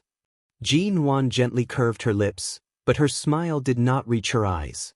"There's nothing wrong with being simple, but under normal circumstances, I won't be polite to those who have such thoughts. After being married for so many years, I've seen all kinds of women. Some young girls who are too straightforward can be trampled to death like ants crossing the street. At such a young age, why do you want to make others unhappy and harm yourself and others at the same time?" The two girls looked a little embarrassed. However, this person was Mrs. Mo after all, so they didn't dare to quarrel or do anything else. And Mrs. Mo clearly saw through them, which was why she said such words. In this case, if they continued to argue, they would not be in the right and would definitely be at a disadvantage. The two girls did not dare to say anything more. They looked at each other, stuck out their tongues, and turned to leave quickly, not daring to stay any longer. Jinwan was not affected by this little episode at all. She still sat in the same place and took a sip of red wine from time to kill time. Less than 10 minutes later, Mo Jingshan came back and helped Jinwan up from the sofa. He whispered in her ear with a smile, "Are you still very tired?" The man's voice was very low and light, and only she could hear it. Jinwan glanced at him, accusing him with her eyes. Of course, he had tortured her so much before coming to the party. It would be strange if she had the strength now. Recently, he had not stopped almost every night. It was as if he wanted to make up for the pain he had suffered in the past 3 years of abstinence. At this moment, there were people dancing at the party. Mo Jingshan held Jinwan's hand in the crowd and did not go over to join in the fun. He let go of her hand and turned to hold her waist, drawing her into his arms, and lowered his head to look at her. "I heard that Mrs. Mo said harsh words to someone today. If anyone dares to have any thoughts about Mr. Mo, you definitely won't be polite to them, right?" Chapter 733. Mo Jingshan was very satisfied with the news that came out of the two girls' mouths.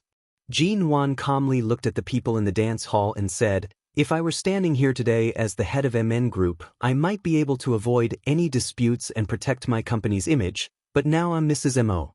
Some girls even want to step on my head. Do I look like I'm easy to bully? How could Jean-Wan be easy to bully? She had never been easy to bully. But she did deal with things according to the situation and the people. Mo Jingshan smiled in satisfaction. His hand tightened around her waist. With Mrs. Mo around, we can indeed avoid a lot of trouble. Are those little girls who come because of your reputation trouble? I thought Mr. Mo actually likes them very much. Jean-Wan deliberately teased him. The man's palm stroked her waist, and his voice was so low and husky that only she could hear it. Don't you know what I like, Mrs. Mo? Jean-Wan, she immediately gave the man a reproachful look, but the man chuckled and lifted the coat on her back. If you're tired, go back and rest early. Tonight is just a formality. You don't have to be here the whole time. Jean-Wan grunted in response, but she did not leave so thoughtlessly. After all, she was already late. If she left early, it would be inappropriate. She knew this in her heart. As the CEO of MN Group and the wife of the CEO of Shine Group, no matter how much Mo Jingshan spoiled her, she had to be responsible for her words and actions. She used to be the Mrs. Mo that Mo Jingshan doted on, but now, she was the Mrs. Mo that could stand side by side with him. Why is life so fortunate to be able to live with the person you love? The memories of two lives are related to you. Jean-Wan was 25 years old, and Mo Jingshan was 30 years old. A month later, shortly after Jean-Wan and Mo Jingshan's vacation began, she was called back to High City by Xia Tian to deal with the company's new project, mainly because Xia Tian's baby caught a cold. It was the first time the baby had a fever since she was born, which frightened Xia Tian, who was known as a strong woman in the business world. It was said that at 3 o'clock in the morning, Xia Tian was so anxious that she couldn't fall asleep. She rushed to the hospital overnight and refused to let go of the baby. The doctors in the hospital, on the other hand, had long been used to it. After arranging the fever patches, anti-inflammatory drugs, and so on, they said that it was normal for the baby to have a fever and didn't need to worry, and then left the consulting room. Every time Xia Tian mentioned this thrilling night, the colleagues in the company who had long been mothers would have a common topic. They all said that when their baby had a fever for the first time, they were all frightened. They all said that the baby had a fever and had a fever. But later, they became more experienced, and they were very calm even when the baby had a fever. Half a month after Jean-Wan returned to High City, she was oppressed by Xia Tian and her colleagues in the company. Every day, she was urged to have a baby. It had only been 2 months since she became clear-headed and recovered. It couldn't be that fast. Jean-Wan was not in a hurry at all. As time went by, Mo Jingshan's birthday came. Jean-Wan was actually a stubborn person. She didn't remember many festivals and anniversaries as clearly as other women. She thought about it carefully. It seemed that she hadn't specially celebrated Mo Jingshan's birthday for so many years. So a week before his birthday, she casually mentioned it to Xia Tian and Xiao Ba, but on the day of his birthday, she completely forgot about it. It wasn't until Xia Tian and Xiao Ba took her to the mall to buy things that she remembered it, but it was already the afternoon of the same day. She clearly remembered that when she got up in the morning, Mo Jingshan was the same as usual. It seemed that even he had forgotten about it. But 30 years old, was a full 10, and it was also the beginning of a man's most handsome and charming age. If she really didn't celebrate his birthday for him, it would be too unreasonable of her to do so. But as for the suggestion to wrap herself up as a birthday present, she very much rejected it. After all, this kind of thing was really too embarrassing. In particular, under the suggestion of the company's various employees, Xia Tian and Xiao Ba forcibly took Jean-Wan to the mall and dragged her into a lingerie shop to try on a set of sexy lingerie. And it was the kind with cat ears. What on earth were these two women thinking? In order to make her quickly give birth to a child, they couldn't wait to send her to Mo Jingshan's bed every day, right? She silently hooked the hairband of the cat ears with her index finger and looked at the two women who didn't want to make things worse. Xiao Ba, boss, if you really don't know what gift to give him, just sell your body. No matter what, COMO has always been so good to you. If you take the initiative to flirt with him, even if he eats you clean, you won't lose out. Anyway, you're husband and wife. If you want to eat him clean, you've already eaten him clean. Jinwan, Xiatian, that's right, that's right. When it's time to make a move, you have to make a move. Tell me, when have you taken the initiative in front of Mo Jingshan?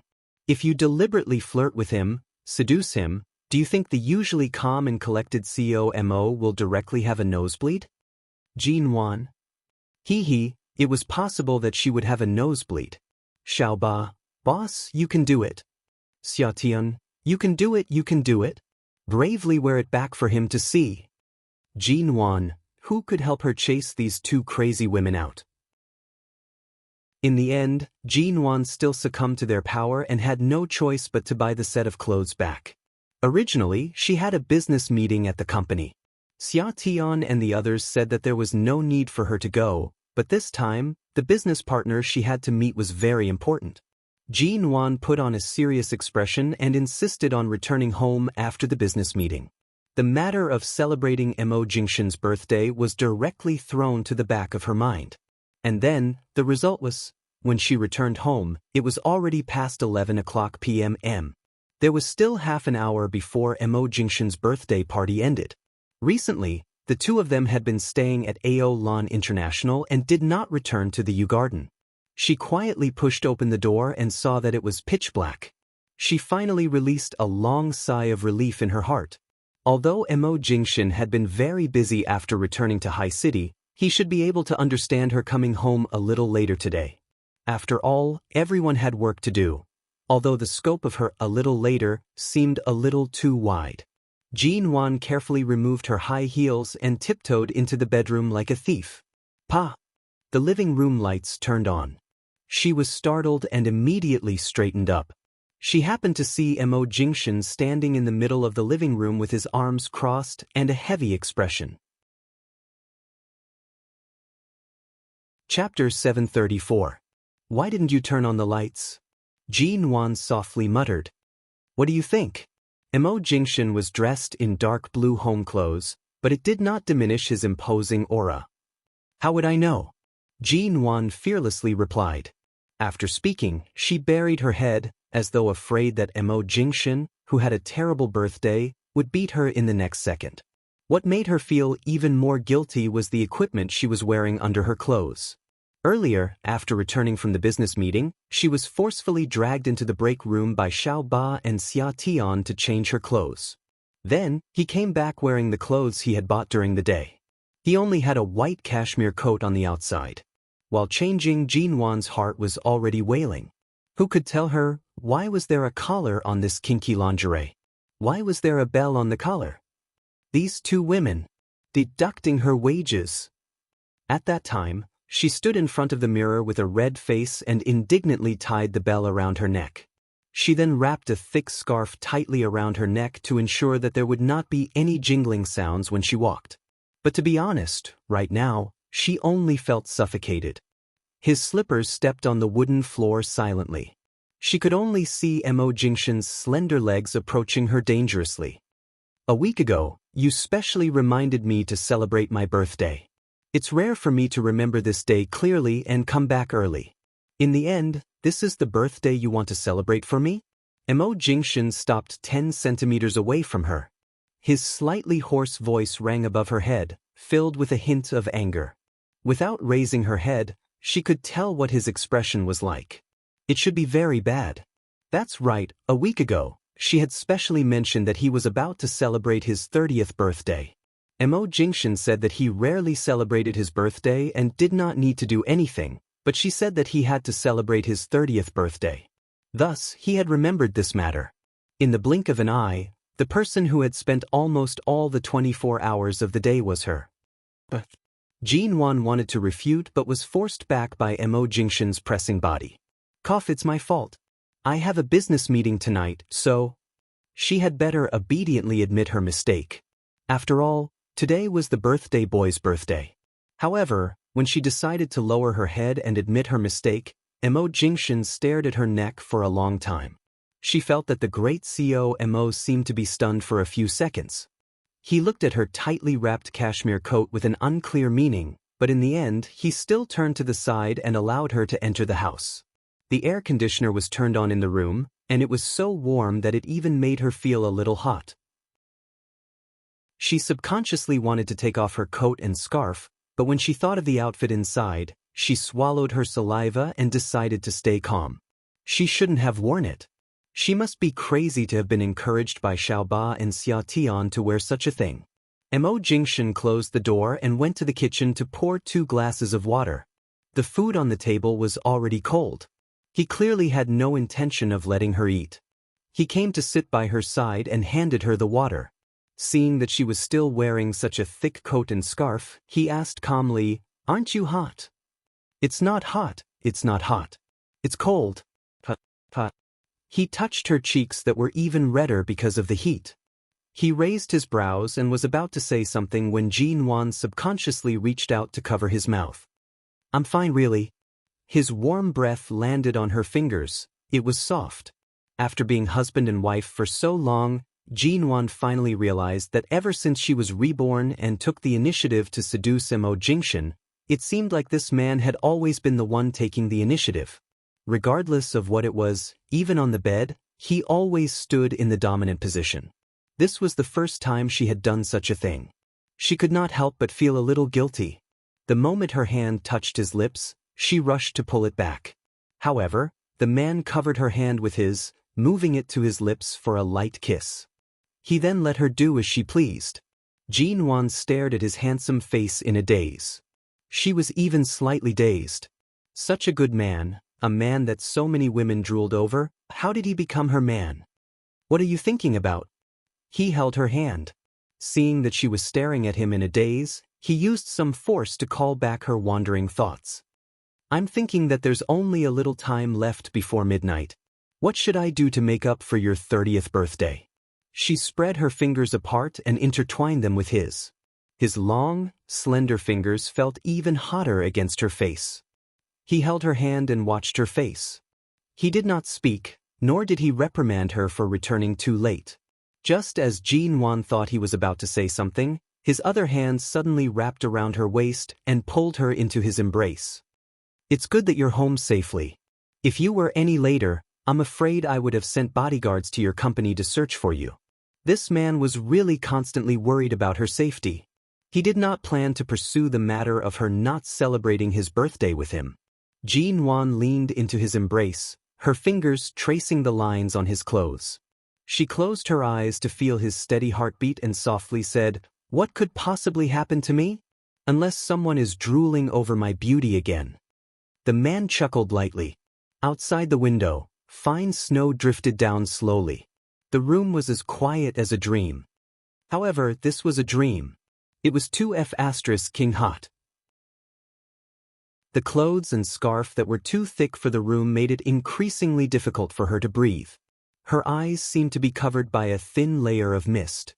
Even Mo Jingshan, who was so close to her, could not see clearly. She turned her face slightly and rubbed her eyes, trying to rub away the mist. However, it was counterproductive and her vision became increasingly blurry. Mo Jingshan sensed her movements and raised his eyes to carefully watch her reddening face. "What's wrong with you?" To Jin Wan's slightly flushed skin, his palm was slightly cold and extremely comfortable. She subconsciously rubbed against it. When she heard his words, she suddenly remembered the clothes she had specially worn for him and immediately bounced up from his lap. It's all right. I'll go wash my face." After speaking, she immediately carried it into the bathroom. The full-length mirror in the bathroom reflected the woman wrapped in a thick coat and scarf. Her face was crimson, reflecting her dark and clear eyes, making her look somewhat beautiful. She tugged at her scarf. After hesitating for a moment, she untied it and put it in her bag. The bell on her neck jingled as she moved. Listening to the sound, she sniffled and blinked at the mirror. She felt that this was a completely different feeling from the time when she kept winking at the mirror during the wedding photo shoot. One time she was just doing it for the photo shoot, and the other was for real. Mo Jingshan stood in the living room. Hearing the movements inside, he walked over and opened the bathroom door. However, Jin Wan, who had already taken off her coat, was standing inside. She was about to come out when their eyes met. Chapter 735. When Jinwan said these words, it happened to be 12 o'clock. Thankfully, she made it in time. However, the man stood outside the bathroom door, staring at her as she walked out. Jinwan did not have the courage to raise her head. After speaking, she lowered her head and looked at his slippers. She was so nervous that she could barely hear her own breathing. She then added in a small voice, "Happy birthday, Mo Jingshan." Those who don't know might think that my slippers are called Mo Jingshan. There was a smile in his eyes. He raised his hand to rub her hair, chuckling softly. "Look into my eyes." Jinwan reached out to remove his hand from her hair. She raised her head to glare at him. The shyness in her heart was truly unbearable. She could not help but bring his hand to her lips and bite down hard, trying to vent her nervousness. However, the man raised his brows and glanced at her before releasing her. However, he did not let go of her hand. Instead, he carried her in his arms. With a pious expression as though he was about to open a present, he carried her into the bedroom. Jinwan's face was red the entire time. There was no need to say more. They had been husband and wife for so long. He could easily tell why she was dressed like this, what she was thinking, and how shy she was. The bedroom was slightly dark. Mo Jingshan carried her to the bed and sat down. He placed her on his lap and wrapped his hands around hers, holding them gently in his palms. Jinwan felt that the redness on her face that had just faded was beginning to heat up again. She raised her head to glance at his expression. She suddenly felt that perhaps she was dressed too much like a kitten today. It was rare that this man did not transform into a beast. Instead, he was so gentle and patient, as though he wanted to put her in his eyes and melt her away. Anyway, her clothes had already been changed. The plan to use her as a birthday present was already halfway done. No matter how embarrassed she was, it seemed like there was no need. Jinwan closed her eyes and leaned forward to kiss the corner of the man's lips. Because of her action, Mo Jingshan chuckled. Just as Jinwan was about to move away, he pressed the back of her head to prevent her from leaving. His lips and tongue pressed down on hers. "Did you eat at the dinner party tonight?" His kiss landed on the corner of her mouth. His low, husky voice made her heart tremble. He still did not forget to care about her. Jinwan made a muffled "n" sound. "I did." "Then it's my turn." She didn't react for a moment. When she understood, she was pressed into the bed by the man who was no longer gentle. When Jinwan learned that the floors above her residence in Yuehu Bay belonged to Mo Jingshan, she was not surprised at all. At first, she didn't think of it, but later, she gradually felt that there was such an ability to ensure her safety without being discovered, and there were so many strange coincidences everywhere. After thinking carefully, she guessed it was Mo Jingshan, but she didn't dare to be too sure. When she was about to go out with Mo Jingshan to finish her unfinished vacation, the housekeeper from Yuehu Bay came to deliver the clothes she wanted to take out. She recognized the housekeeper as the one on the 16th floor, and the answer was self-evident. She had questioned Mo Jingshan about this matter. However, Great Boss Missouri had replied indifferently. At that time, there were too many people chasing after her. If he didn't despicably separate those who wanted to be neighbors with her, she would have been cheated away by others before he could do anything. Even if there was only a 1 in 10,000 chance, he couldn't let it go. Look, even Mo Jingshan himself admitted how despicable he was. Fortunately, Jinwan had guessed it, but she wasn't sure. Now that she thought about it, she finally understood why Mr. Vince had repeatedly applied for the house in Yuehu Bay but had been rejected. She really couldn't tell that Mo Jingshan was even more shameless than she had imagined. No, she had seen his even more shameless side. What was there to be surprised about? As the saying went, all businessmen were cunning. If Mo Jingshan wasn't shameless or despicable, how could he have become a fearsome existence in the business world? However, when Jinwan checked the house in Yuehu Bay, she also checked the relationship between the house and herself. It turned out that long before she moved in, the entire several floors of Yuehu Bay's properties had been transferred to her name, which meant that the houses worth hundreds of millions of yuan were all hers. At the same time, Jin Wan checked the assets under her name, only to find that Ling Xiao Group had ceded part of its assets to her before she came to her senses. Half of Xiao Jinjuan's private property had also been transferred to her name. Although Jin Wan didn't plan to accept it, she also asked the legal department and a lawyer to return these things that didn't belong to her. However, before doing so, she counted all the assets under her name, took a screenshot, and sent a photo to Mo Jingshan. Jin Wan, am I now the richest woman in China? The Ji family, the Xiao family, and MN Group's money added together should be enough, right? However, Mo Jingshan's reply to her was, tomorrow, I'll transfer all the assets under my name to you. You'll be the richest woman in China. There's no need to add the word, woman. Jin Wan? I don't want to. I'll return the Xiao family's assets to them as soon as possible. And I don't need the Ji family's assets. My father can manage the company for at least another 20 or 30 years. I don't want to take on so many responsibilities. MN Group is enough to make me anxious. She didn't need the title of the richest woman. Just the 3 words Mrs. Mo were enough. Jin Wan's vacation in London, Greece, Egypt, and all over the world began again, but as soon as she returned from Egypt, she had to stop. Because recently, wherever she went, she vomited. She couldn't hold on any longer and was forced to go to the hospital by Mo Jingshan. It turned out that she was already more than a month pregnant. When she did an ultrasound examination, she found that there were 2 small things in her belly for more than a month. No wonder her morning sickness was so severe. She was actually pregnant with 2. When she saw the 2 small indistinct images on the ultrasound, Jin Wan didn't expect it at all. But the smile on Mo Jingshan's face didn't disappear from beginning to end. At night, when she went to bed, Jin Wan leaned against Mo Jingshan's arms. All day long, she would often look at the ultrasound to make sure she wasn't dreaming and that she was really pregnant with 2 babies. When she finally fell asleep, Mo Jingshan stroked her hair and said softly, all that you've lost one day will come back to you in another way. Chapter 736. 1 year later. Ding dang dang dang. In the morning, Jin Wan was still dreaming in bed when her phone alarm began to ring. She narrowed her eyes and searched for her phone.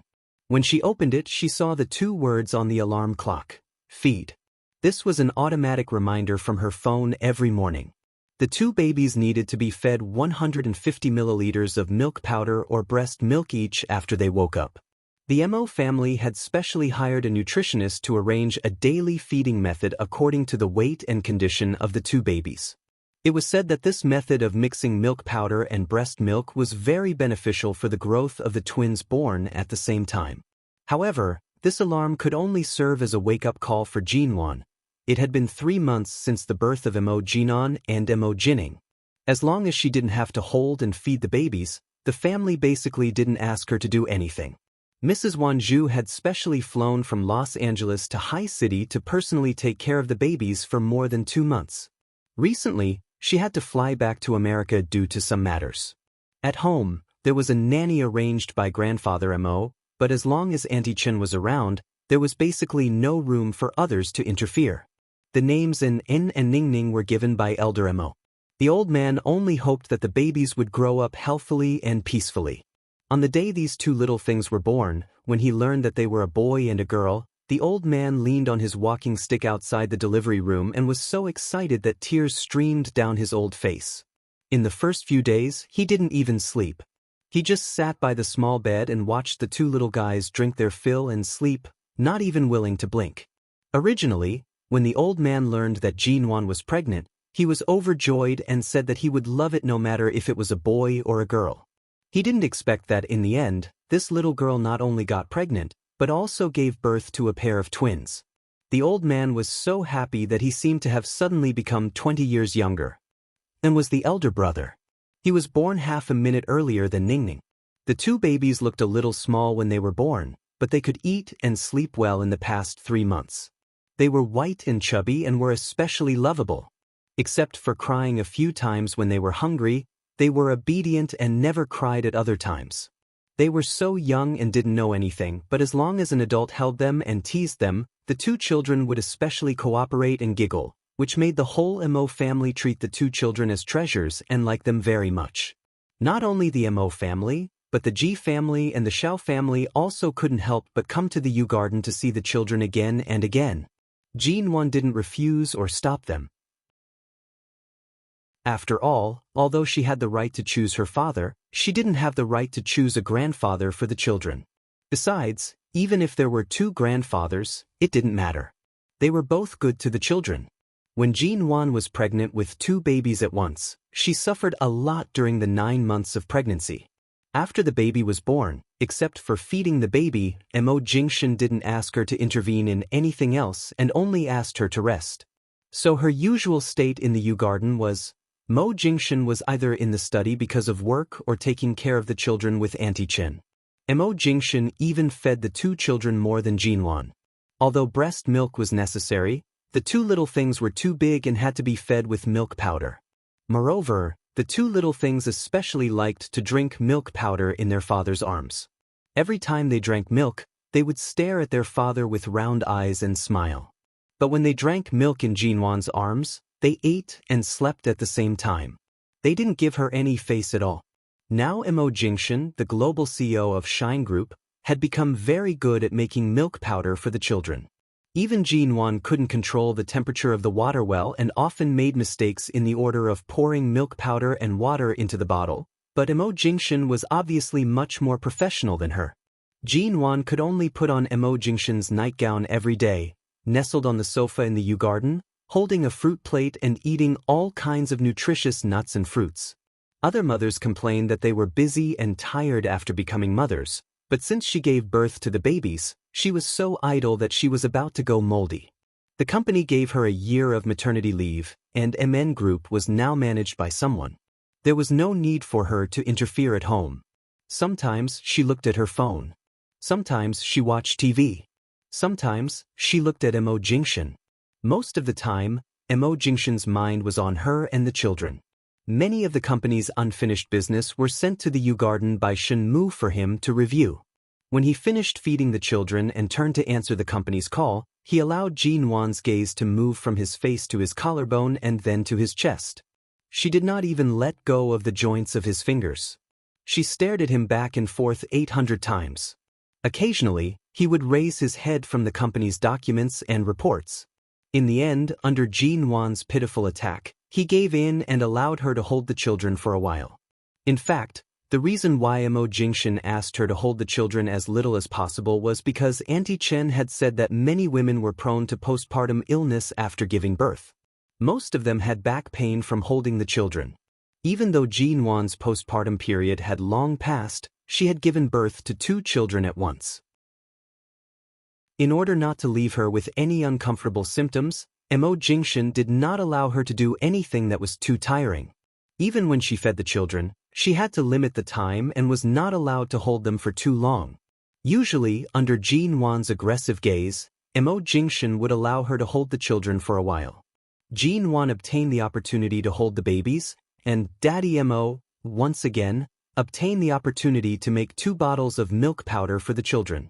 After sleeping peacefully, Jinwan carried Ning Ning, who was awake on the small bed. She walked around the kitchen with the children in her arms and turned to see the man who was measuring the water temperature inside. His actions were completely unlike the aloof, noble, and unapproachable CEO of Shine Group. If his current appearance was posted on the company's website, it would most likely cause an uproar in the industry. Who would have thought that the all-powerful COMO in the business world would be labeled as such a warm man at home? Auntie Chen went out to buy groceries, and there were only the 2 of them at home. On weekdays, as long as the babies fell asleep, Auntie Chen and the servants in the U garden would intentionally or unintentionally leave them alone. After all, as long as Mr. Mo was at home after work, there would be no problem even if they were not at home. What do you want to eat tonight? After making the milk powder, the man did not look back but asked her patiently and gently. Chapter 737. As she spoke, Jinwan carried the 3-month-old Mo Jining, who was already plump and fair. She turned and said as she walked, Daddy is going to cook, be good and go to the little bed to drink milk. Otherwise, Mommy won't be able to eat dinner and can only drink your milk powder. Mo Jingshan was extremely disgusted by Jin Wan's threatening the child. However, right now, he was even more shocked by her shameless act of snatching milk from the baby. Are you hungry or what? She did not know where he had conjured a small piece of dessert. At the same time, he rubbed her head. His actions were the same as when she held the child to feed him. Satisfied, Jin Wan held the child and the dessert in her arms and returned to the living room. At the same time, she looked back with the spoon on the dessert in her mouth and happened to catch the tenderness in Mo Jingshan's eyes that he couldn't retract. She thought about how she had spent the entire afternoon either drinking Auntie Chen's food or sitting on the sofa watching TV while eating fruits and snacks. Jin Wan reflected on herself for a moment. She bit the spoon and asked, "Have I been eating too much recently?" She did not gain much weight when she was pregnant. In the past 3 months, she had lost a lot of weight. However, according to Auntie Chen, she should eat more to look better. Jin Wan took advantage of the fact that she was still breastfeeding and did not need to worry about her figure. She ate more and more every day, but she still did not gain weight. The man smiled mildly. "No matter how much you eat, I can still afford to raise you." In the blink of an eye, Mo Jinan and Mo Jining were 1.5 years old. The Spring Festival, the 5th day of the year, was the day to welcome the god of wealth. However, their god of wealth had gone to shine to work overtime. Auntie Chen and the helpers were busy making dumplings, leaving Jin Wan alone with an and Ning Ning staring at each other. And she had big eyes while the two of them had small eyes. Right now, this little thing's face was not even the size of a palm. Even if his eyes were as black and big as grapes, they would not be bigger than hers. It was fine to compare now, but in a few years, she would not compare with them anymore. Especially Ning Ning. She was a girl, and her features were like a miniature version of herself. However, she could not tell which part of her was prettier than her. Perhaps it was because Ning Ning often looked like Mo Jingshan? On the other hand, An's facial features were especially similar to his father's. He had been a handsome boy since he was young, but there were some expressions between his eyebrows that occasionally resembled her. The two children clearly felt different from each other, but every time they were put together, they seemed to be especially similar. Therefore, human genes were really powerful and magical. They could concentrate the strengths of their parents on their children, and it was as if two different people had completely merged into one. That night, by the time the family's god of fortune, Boss Missouri, returned from overtime, it was already after dinner. The company had an urgent matter that required him to personally make a decision, so he had no choice but to return a little late. However, when he returned home, he specially bought 3 servings of children's yogurt and lollipops to express his apology. 2 of them were baby yogurt, and there were also handmade milk lollipops without additives. It was definitely not a problem for babies to eat. The one for Jin Wan was made of the same material, but the larger version had the sweetness of fruit candy. All in all, in his eyes, Jin Wan's position was similar to an Ning Ning's. They were both children who needed to be coaxed. Even if he came home an hour late, he had to quickly coax her to prevent his wife from being unhappy. Seeing that Boss Missouri had such self-awareness, Jin Wan was happy to not have to worry. She held the lollipops and ate them happily. After the Spring Festival, Mo Xiaoza and Madame Wan Zhu missed their children too much in America. They wanted to bring the child to America to stay for 2 to 3 months. Auntie Chen was used to taking care of the child and was worried, so she followed the child to America. Ever since the child was picked up by his grandparents, Jin Wan finally had some free time to work at the company. After work, she wandered around the various pet markets out of boredom. She looked for all kinds of beautiful kittens, thinking that one day, she would be able to live the life of a winner with both a child and a cat. Unexpectedly, when she bought a white ragdoll and brought it home for the first time, Mr. Mo, who had rushed home, bumped into her at the door. They looked at each other in silence. He used his eyes to indicate for her to speak first. Jin Wan swallowed her saliva, feeling a little nervous. His expression was so serious that it was as if the words "I'll let you run 39 meters first" were written on his face. "I want to raise it." She raised her head, puffed out her chest, and went straight to the point. No. The man was resolute and decisive. This month, I'll definitely eat half a bowl of rice every night. She began to settle for the next best thing. Is there a point? He asked in disdain. I'll wear that sexy cat-eared lingerie that you like so much to warm your bed for a week. In times of crisis, people could be shameless, just like Jean Wan. 1 month. The man was insatiable. 2 weeks. She bargained. 2 months. Mr. Mo, why didn't you play by the rules? 1 month deal. In the end, Jean Wan could only grit her teeth in humiliation. Just like that, a new member was added to the family. Jean Wan named the ragdoll Mo Xiaoshan. Every time she called the cat, Mo Jingshan would subconsciously raise his head and pretend to cough before burying his attention back into the pile of documents. Oh Dashan, to think that you would have such a day. Jean Wan's favorite time was every morning when she secretly opened her eyes. At that time, the sun had just climbed out of the horizon. Mo Jingshan punctually appeared in the open kitchen on the 2nd floor, unhurriedly making breakfast for the babies who had returned home. Sometimes, in order not to wake her up, he would close the bedroom door tightly when he left. Thus, Jean Wan quietly got up and peeked through the crack in the door to see that he had prepared an Ning Ning's breakfast. He then cut the fresh fish into small pieces and placed them on a plate. He casually placed it in front of Mo Xiaoshan and got up to continue washing his hands. The rising sun tore apart the curtain of the night. With a slowly awakening warmth, it gently climbed over his shoulders and plated his body with a warm layer of gold. He turned around in the sunlight, and she saw his dark eyes brimming with love that only she knew. End of text. It's over. Thanks to the baby's support, Mo Tuchuan and Jean Wan's story has come to a successful end. But the end is the beginning. I will send you a fragrant new novel as soon as possible. But recently, I should focus on writing about Nan Heng and Feng Ling's side story.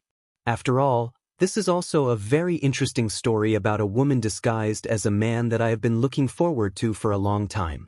In my eyes, this pair is actually the main CP, not the secondary CP. After all, a woman disguised as a man is one of my favorite themes. Because Nan Heng has always been relatively mysterious and has not appeared in many scenes, the content of the plot will not be limited by the main plot and the timeline. It can definitely be regarded as a wonderful new novel, the kind that is very doting, very exciting, and will definitely not let everyone down. The side stories updates are also no less than 6,000 words per day. For those who are not sure whether to follow the side story or not, they can first read the plot tomorrow and continue to follow it if they like it. Nan Heng's side story introduction. The little disciple who used to eat and sleep with me, and who was kicked off the bed by me many times because she never took off her clothes when sleeping with me. I spent several years training this boy, but she suddenly became a girl. Now I can't face the 2 buns on her chest. What should I do? I'm waiting online urgently. Chapter 738. Go away. Feng Ling abruptly kicked away the 2 doctors around the bed, but at the moment when she got up, she fell back on the bed because she had just been injected with a tranquilizer. Seeing her stubborn look, the doctor said to the person next to him, "Look at this child's temper. He refuses to accept treatment even when he is injured. How can he live in the orphanage in the future? You are kind enough to accept him, but I don't think he wants to appreciate your kindness." The director of an international orphanage in Los Angeles did not speak at first, and then looked thoughtfully at the 12-year-old child on the bed. This child was a member of an underground mafia group that the American police wiped out half a month ago. He was young and an orphan. According to the police, this child was named Feng Ling. When he was 5 years old, his boss found him in a wolf cave on the mountain. At that time, Feng Ling could not speak and could only bark. He was a baby raised by wolves. When he was 5 years old, his boss took him away and trained him to be their puppet. Because of his young age, he was not guarded by the enemy when he went out on missions, and he had the shrewdness and decisiveness of a wolf. Even though he was young, he was trusted by his boss. Because of his young age and the way he grew up, the police believed that his nature should not be bad because of the environment he grew up in, so they did not put him on the criminal list and only sent him to the orphanage. When Feng Ling was sent in, his body was covered with wounds, but if the doctor hadn't given him a tranquilizer, the room would have been torn apart by him. 1 year later, Feng Ling sensed that something was wrong. She abruptly opened her eyes, only to see a little girl in a pink dress standing by his bed with a curious expression. She was holding a flower in her hand and staring at him with a red face. In a trance, Feng Ling moved his hand and felt that the amount of tranquilizer the doctor gave him this morning was not much. After a year of drug control, she had no extra energy every day and could only get up to eat and walk at most. This was the method that the director of the orphanage came up with. He kept her in order to cooperate with the police, but did not allow her to have too much energy to make trouble. He arranged her alone in a dark and depressing room where she could only see the stars through the small lattice window. "Brother Feng Ling, why do you sleep alone in the small room every day?" The little girl by the bed grew up in an orphanage. She was only 12 or 13 years old, but she seemed to know what it meant to like someone. When she looked at Feng Ling, her eyes were watery and full of expectation. Feng Ling ignored him and got off the bed. Feng Ling had always lived in this room alone. She was used to such darkness and looked at the mirror. The youth in the mirror was tall and slender. Even though he was only 13 years old, he looked much taller than many of his peers. His face was pale and cold, and his eyes were so bright that even the stars outside the window couldn't compare. His messy, jet-black hair looked slightly dispirited. With a casual flick, his short hair instantly looked much more supple and docile. The little girl was dumbfounded as she watched from the side. Feng Ling was the best-looking boy in the orphanage, but he usually didn't like to interact with others or make friends. No matter when he was eating or being called to group classes by the teachers of the orphanage, he would always sit in the corner coldly and quietly. He had a completely unapproachable temper. The boys especially hated him because almost all the girls liked to sneak glances at him. Even if he had a bad temper, the girls would always find opportunities to approach him, although every time they tried, they would get cold indifference. Although this beautiful boy's temper was really cold, there seemed to be deep whirlpools in his eyes, like stars in the darkness, bright and dazzling. He was so beautiful, but he was not as annoying as other boys. He always came and went alone. The black earring on the boy's ear seemed to carry a sharp dark light, mysterious and unfathomable. Feng Ling closed his eyes, and the extraordinarily beautiful boy in the mirror also closed his eyes. "Brother Feng Ling, do you want to go eat with me? I heard that the cook made hamburgers today." Hearing the shy and noisy voice of the little girl, Feng Ling frowned impatiently. "Shut up and get out." The little girl should have been afraid, but she had long known his temper, so she walked over and handed him the flower in her hand nervously. "Brother Feng Ling, I just want to be friends with you, Feng Ling's eyes opened instantly. In this dim and narrow room, it was like a dagger lurking in the dark for a long time, making people shudder. He glanced at her coldly, and the little girl was frightened by his eyes. She immediately dropped the flower, turned around, and staggered out. The room was quiet again, and the boy in front of the mirror looked indifferent. When she was taken out of a wolf's cave at the age of 5, she knew that she was not a wolf, but a human, and gradually understood that she was a girl. But in the world of the mafia, she had to dress up as a boy to be able to move freely. She had to train and carry out tasks as a boy to have food. Otherwise, she could only be killed as trash. If she wanted to live, she could only forget the fact that she was a girl. As time went by, even she couldn't remember whether she was a man or a woman. She remembered that when she was in the hands of the mafia, she once sneaked into the headquarters of the FBI to install a listening device. Many American police had dispatched a large number of police cars in order to catch her, but she still managed to escape. Even a few strong police officers were no match for her. But she never expected that in the past year, she was controlled here by these so-called doctors who saved the dying and helped the wounded with a tranquilizer a day. The front door of the orphanage was rarely open, and 3 or 4 tall top-grade military Hummers were parked outside. The door was opened. "Boss." A member of 11 Base who was about to finish his service stood in front of the door and looked respectfully and solemnly at the man who got out of the car. "Here we are." Nanheng responded indifferently and walked in. Seeing that the rumored Nanheng finally appeared, the director of the orphanage hurried to greet him. Mr. Li, it was your father who came here to select people a few years ago. Today is the first time I see you, Mr. Li. Please forgive me for my negligence. Chapter 739. Yes, but Mr. Li, you are the person in charge of 11 base after all. The children in our orphanage will rely on you to take care of them in the future. They are all fatherless children and are very naughty. If they can pass the training of 11 base and become the pillars of the future, it will be really a good thing. Nanheng ignored the director's politeness. The quadrennial screening of 11 base was just a routine. Usually, only 1/10 of the people could be selected by 11 base for training, and sometimes even less than 1/10. After all, not everyone had the ability to pass the tests and checkpoints set up by 11 base. To become a member of 11 base, one had to be fully qualified in both physical and mental quality and physical quality. When the rumored eldest son of the Li family, Li Nanheng, walked in and completely appeared in everyone's sight, the female teacher who had been teaching the children in the orphanage for many years was instantly stunned. His eyebrows were sharp, his eyes were deep, his nose was high, and his thin lips were slightly pursed. Was this man painted? As early as an hour ago, almost everyone in the orphanage, from the director to the cleaners, gathered in front of the door, waiting for the legendary eldest son of the Li family, Li Nanheng, to appear. The Li clan had great achievements and accomplishments in assisting the military affairs of both China and the United States. On the surface, they were mainly doing business, but in reality, they had the world's largest training base in the dark, providing elite talents to the two countries' militaries. The Li family also had an extraordinary position in the United Nations Department.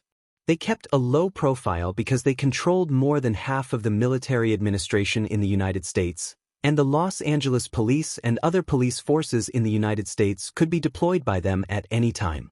The so-called Li family, in more than half of the legal areas in the United States, could even shake the coastline 10,000 meters away with a casual stomp of their feet. Li Nanheng grew up in 11 base. As the eldest son of the Li family and the person in charge of 11 base, he was mysterious. Now that he suddenly appeared here, everyone in the orphanage was trembling. It was said that this man came in person and had a bad temper. Several well-dressed boys surrounded the tall and thin boy in the orphanage cafeteria. Feng Ling narrowed her eyes, and the surrounding temperature suddenly froze to the extreme. With a clatter, the meal Feng Ling had just fetched was snatched by one of them and fell to the ground, spilling soup and food all over the floor. Someone even kicked the chair behind Feng Ling away and looked at him with a gloomy face. "Brat, you've only been in the orphanage for a year. Do you really think you're a young master? You can only pretend to be deaf and dumb when we talk to you, right? I really don't want to stay in the orphanage with people like you for another second. When we are selected into 11 base, you can continue to stay in this damn place and wait for death. Anyway, Director Lin always treats you as a deaf and mute, and even your name is not on the selection list of the base. Tut, what a useless waste. 11 base?" Feng Ling's eyes were cold, but she remained calm. When she was working for the mafia, she did hear of 11 base. It was said that it was a place related to the military training of the National Defense Forces and had a deep connection with the American police. It was a mysterious place that was very difficult to provoke, and it was a place that made many underground mafia in the United States tremble with fear. However, the base had nothing to do with her. She hated people who were too arrogant in front of her. "If you don't want to stay, get out of here. Do you have to bark in front of me? Or do you want to be selected into that base with a swollen face?" Feng Ling's expression was very indifferent, and her voice was as careless as her expression. "Get out of my sight in 3 seconds. Brat. How dare you be so arrogant? TSK, your origin is unknown, but your name is very nice. You're called something Feng, something Ling. I heard that there's a very famous Chinese family in the United States with the surname Feng. That's a good family that you won't be able to get into. Who gave you the courage to give yourself such a name?" When Feng Ling was taken out of the wolf's cave at the age of 5, she had been wearing a jade plate engraved with the word Feng on her neck. At that time, there were several Chinese in that group who could read Chinese characters, so they directly took the word Feng as her surname. Since then, she has been called Feng Ling. Feng Ling ignored the provocation of these boys and was about to turn around when she suddenly heard one of them reach out to hold her down. Her eyes flickered. This morning, when the doctor gave her a sedative, he was probably still asleep and pulled out the needle halfway.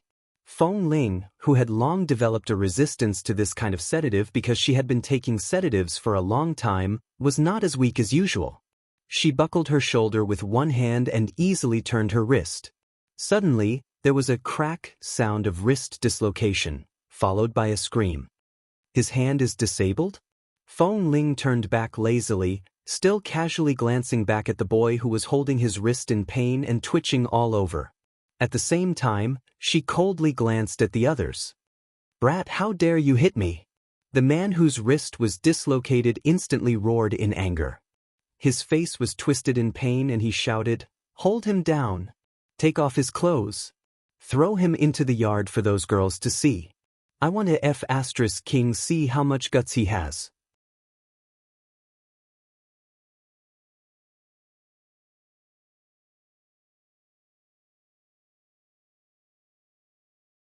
Chapter 740. Hearing this, Feng Ling casually picked up the disposable chopsticks of average quality and turned to look at him.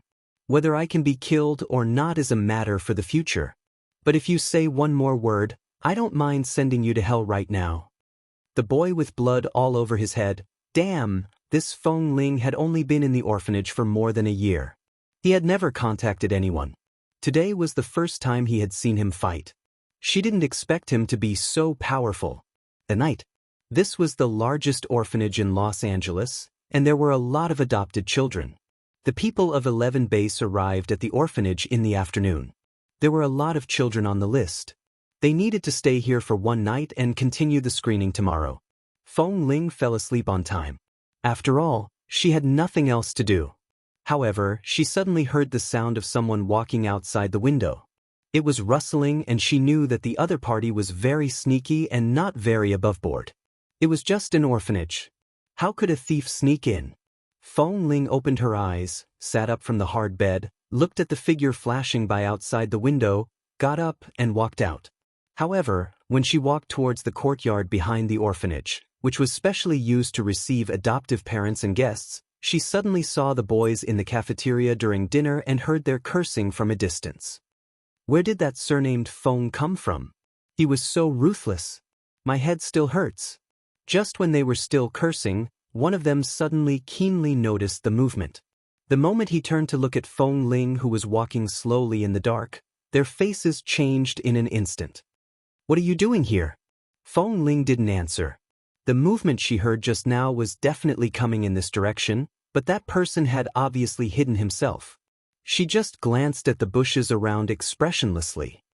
"We have already warned you that after the candidates of our 11 base leave, you can only wait for death. Well, you know you are not on the list of this screening, so you come out in the middle of the night to ask Bosley for a place? Let me tell you, stay away from Bosley. Otherwise, you won't even know how you die." Seeing that Feng Ling still didn't seem to hear their words and didn't pay attention to them, the boy whose wrist had been twisted by Feng Ling and whose forehead was wrapped with a circle of gauze said angrily, "Damn, he is so arrogant. I don't believe he dares to fight against us with the people of 11 Base nearby. Drag him into the water behind us. Today, we should let him know that this is not a place where he can continue to be arrogant." There were twice as many people gathered here tonight as in the cafeteria. There were about a dozen in total. The group of people instantly felt that Feng Ling was going to be unlucky this time. However, just as the dozen or so people stood up and rushed toward her, Feng Ling raised her leg and kicked the fastest person to the ground. In an instant, she grabbed the second person's neck and turned her hand. With a beautiful backhand, she pressed the person under her legs, raised her leg, and stepped hard on his back. She bent one knee and stepped on the person. At the same time, she looked coldly at the others who were slow and hesitant. "Go ahead if you want to die." The person who was kicked to the ground first felt pain in his internal organs. He raised his eyes in disbelief and wanted to curse but couldn't. He felt that as soon as he opened his mouth, he would spit out blood. Just as the third person was hesitantly about to pounce on her from behind, Feng Ling casually glanced back. When that person saw that she had discovered him, he immediately rushed forward angrily. However, at the moment he rushed over, Feng Ling calmly dodged him. There was no need for her to move at all. The trash in front of her directly pounced on the person she had just stepped on. The two people staggered and fell heavily to the ground at the same time. One of them even hit his head on the stone, instantly joining the group of people with broken heads and bleeding heads, seeing that Feng Ling didn't seem to be struggling at all, as if even if a dozen of them rushed up at the same time, they would be trampled under her feet at any time. Most of the remaining people had seen her in the canteen, so they didn't dare to step forward again. After hesitating for a long time, they took a few steps back. If you're not blind, you should be able to see that I have a bad temper. Don't provoke me. Otherwise, I don't mind crippling you here tonight. However, now that you're injured like this, I'm afraid you're not even qualified to be selected by 11 base. Feng Ling coldly opened her pale lips and said emotionlessly. After saying this, she continued to walk in the direction of the back courtyard as if nothing had happened, completely ignoring the dozen or so boys who were stunned on the spot and continuing to focus on the person hiding in the dark. Just after Feng Ling left, on the second floor of the guest room not far away, two members of 11 base stood there and talked. This boy is good at martial arts, and his aptitude is much better than this group of good-for-nothings. The other man leaned against the window, glanced at the figure that Feng Ling was chasing forward, and said meaningfully, "Someone broke in. He should be planning to directly attack Bosley. This boy seems to have noticed that someone is coming and has the courage to chase after him alone. Now we are outside the base. It's not surprising that someone is not afraid of death and wants to take the opportunity to make trouble. Boss has always been very vigilant. We don't need to take action at all. Let's just wait and see." Just as the man finished speaking, the two men turned their eyes and saw that Feng Ling was following the figure in the dark to the sauna room behind. Gee, their Bosley liked to take a bath in the sauna room at night. Although the sauna room in this orphanage was shabby, he didn't miss it. Now he was taking a bath in it. If two people sneaked in at this time, they didn't know what would happen inside. Where did he go? Feng Ling chased all the way here and saw that in front of her was the simple sauna room set up in the orphanage. The surroundings were all wooden structures, and there seemed to be lights inside. Logically speaking, it was impossible for that person to sneak in. After all, the angle of the door and the angle of the window made it impossible for him to get in, but in the blink of an eye, he disappeared. Turning to look at a towering tree beside the wooden sauna room, she quickly climbed up the tree, and then quickly stepped on the roof. When she suddenly saw that the man had escaped to the eaves not far away, she immediately rushed over with a cold face and was about to follow him. However, the moment she turned around, she heard the sound of the wooden planks on the roof breaking. She didn't know whether the roof had been trampled by the man just now or because it had been in disrepair for a long time. With a "kacha" sound, Feng Ling fell from between the three wooden boards. Her hand was about to grab the edge of the board, but the wooden board on the edge also cracked. In less than half a second, Feng Ling's body suddenly fell down weightlessly and fell into a pool of hot water with a thud. Then she abruptly popped her head out of the water and suddenly met a pair of cold black eyes in the mist. Chapter 741. In the misty air, Feng Ling couldn't see his face clearly and could only see a trace of coldness in his dark eyes. She never expected that the wooden sauna room of the orphanage had been in disrepair for so many years that the roof was broken, and she didn't expect that the person below was actually taking a bath. The man who was taking a bath in the huge wooden tub in the sauna room had soaked for a long time, and his healthy, wheat-colored skin looked a little pale. When he looked at the boy who only had half his head exposed in the water through the steam, his lazy and cold aura made people instinctively feel danger. "What? Do you want to take a bath together?" Feng Ling wanted to say that she was not interested, but at this moment, she came here to chase the person who was lurking in the dark. She couldn't explain herself if she fell down like this. At first glance, she knew that the man in front of her was not a good person. There had never been such a person in the orphanage, so this man should be from 11 base, but she didn't know what kind of position he had in 11 base. She still calmly submerged half of her face in the water, and the short hair on her head almost covered half of her face because of the water. She could only vaguely see a pair of indifferent and cold eyes through the wet hair. Seeing that she didn't move, Nanheng still sat calmly in the bathtub, his muscular arms casually resting on the edge of the bathtub, and his long and narrow black eyes narrowed. He saw the vigilance and the idea of escaping gradually blossoming in her eyes. The man raised the corner of his mouth coldly. At the moment when she suddenly emerged from the water, he instantly grabbed one of her wrists and backhandedly pulled her back. Nanheng's speed was so fast that Feng Ling almost couldn't dodge. She had been controlled by tranquilizers here for a whole year and hadn't fought with anyone for a long time. In the blink of an eye, Feng Ling changed from underestimating the enemy to resisting in the next second. She pulled her wrist out of the man's hand as fast as a nimble snake.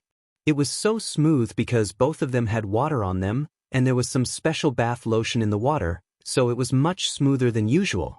Nanheng didn't see the boy's back until she turned around and was about to run. Judging from his figure and back, he was just a child in his teens.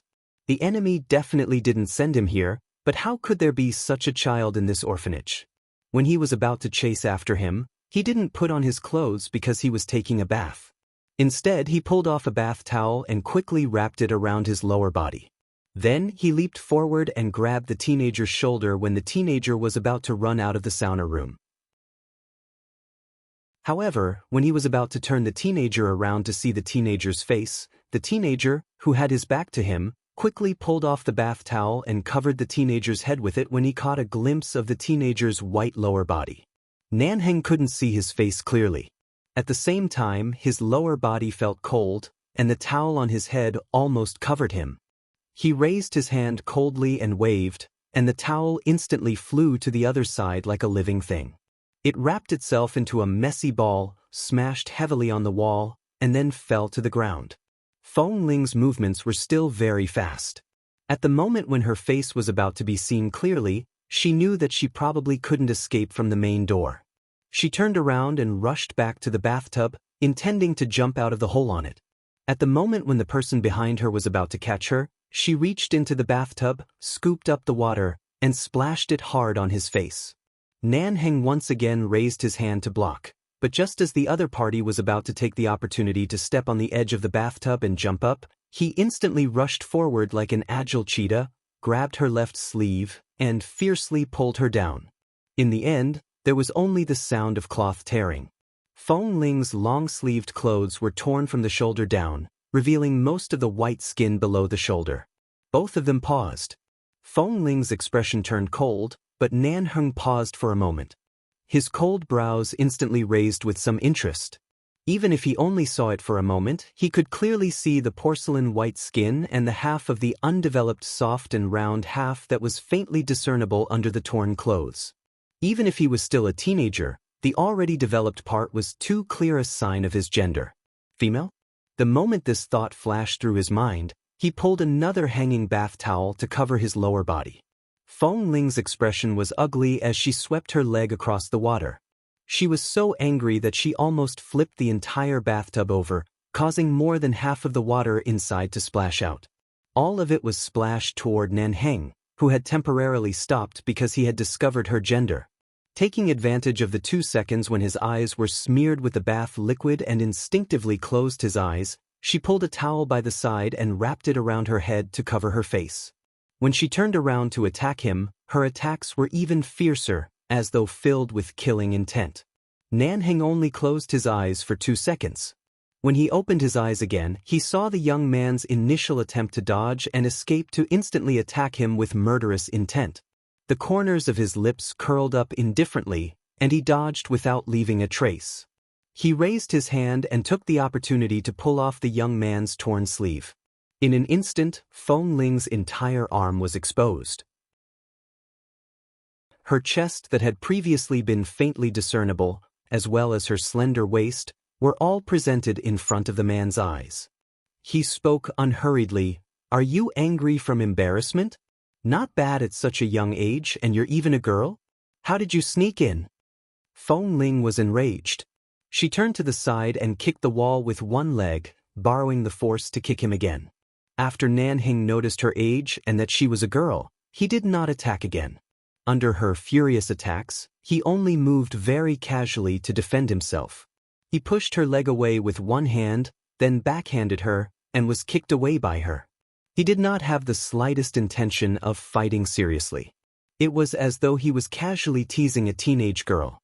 Feng Ling had seen all kinds of bloody storms since she was young, but she had never been teased by a man. She was so angry that she wanted to kill him instantly. However, she could clearly feel that he was very agile. If he really wanted to fight seriously, she was afraid that she would not be his match.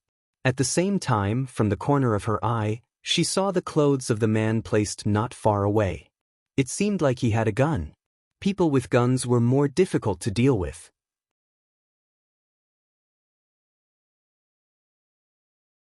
Chapter 742. Nanheng frowned in pain and was about to make a move. However, this time, Feng Ling did not intend to be entangled with him. She quickly dodged his palm and leaped onto the edge of the bathtub. With the help of the wall of the wooden house that was not too high, she stepped on it and jumped out nimbly. Seeing that she had escaped, Nanheng didn't look shocked but just coldly narrowed his eyes at the cracked hole in the sauna room. A girl who could have such skills in this orphanage was definitely not ordinary. He had planned to test her background and then figure out her purpose, but it turned out that her ultimate goal was obviously not him. Otherwise, she would not have escaped so easily. He's just a teenager. What was her identity? Nanheng slowly withdrew his cold and indifferent gaze and glanced at the sleeve thrown on the ground. The next day, the broadcast in the orphanage rang.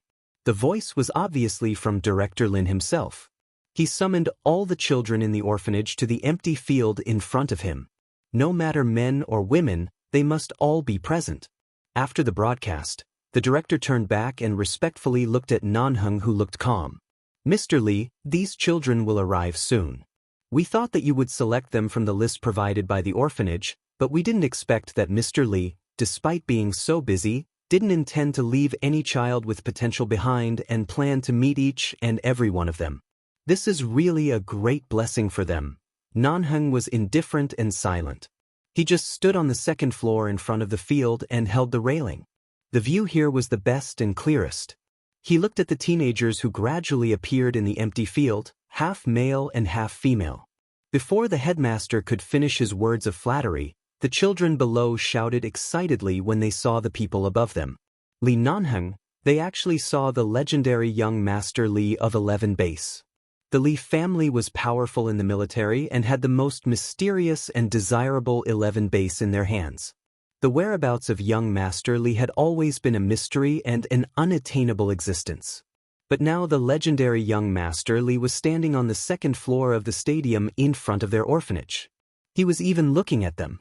The children were so excited as if they would be selected to join 11 Base in the next second. 11 Base was directly connected to the U.S. military and police. As long as they could become a member of 11 Base, they would never have to worry about food and clothing in the future, and they might even have the opportunity to obtain military exploits, whether in the military or in politics. This was not an opportunity that ordinary people could get. If he could do well in 11 Base, it would be an opportunity to reach the sky in a single bound. All the children in the orphanage had arrived. More than 100 children, ranging from 5 to 18 years old, were present. The director called the names one by one, and the children who were called would stand up and respond. However, after spending more than an hour, the 100 or so children had all appeared, but the one Nanheng was looking for was nowhere to be seen. He was sure that the teenager from last night was from the orphanage because the sleeve that was torn off was the uniform that every child in the orphanage had to wear.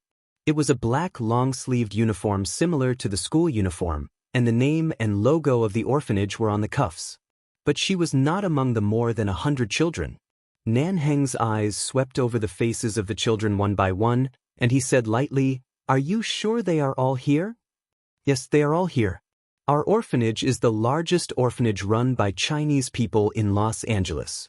At present, there are a total of 127 unadopted children under the age of 18, and all of them are here. The director echoed with a smile. But 11 base never accepts girls, right? Why did you suddenly ask for girls to come out today, Mr. Lee? Nanheng didn't answer but just looked at the faces that were looking in this direction and the uniform these children were wearing. 127, not a single one was missing. Seeing young Master Lee's cold eyes looking at the faces and figures of those children, not knowing what he was looking at or waiting for, the director and other teachers and people in charge of the orphanage all stood aside, not daring to ask a word. The crowd in the venue had gradually become excited. Everyone who was stared at by young Master Lee's eyes, whether they were men or women, was full of surprise, and they always felt that happiness was about to come to them.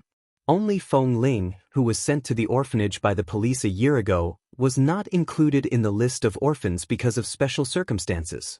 Later, no matter in the group knowledge class or other aspects, everyone only knew that she was here, but they didn't specifically add her name to the list. As a result, when everyone was summoned today, they were so excited that they forgot that there was such a special person in the orphanage. They only checked the number of people in the orphanage and forgot the person who was locked in the dark little room.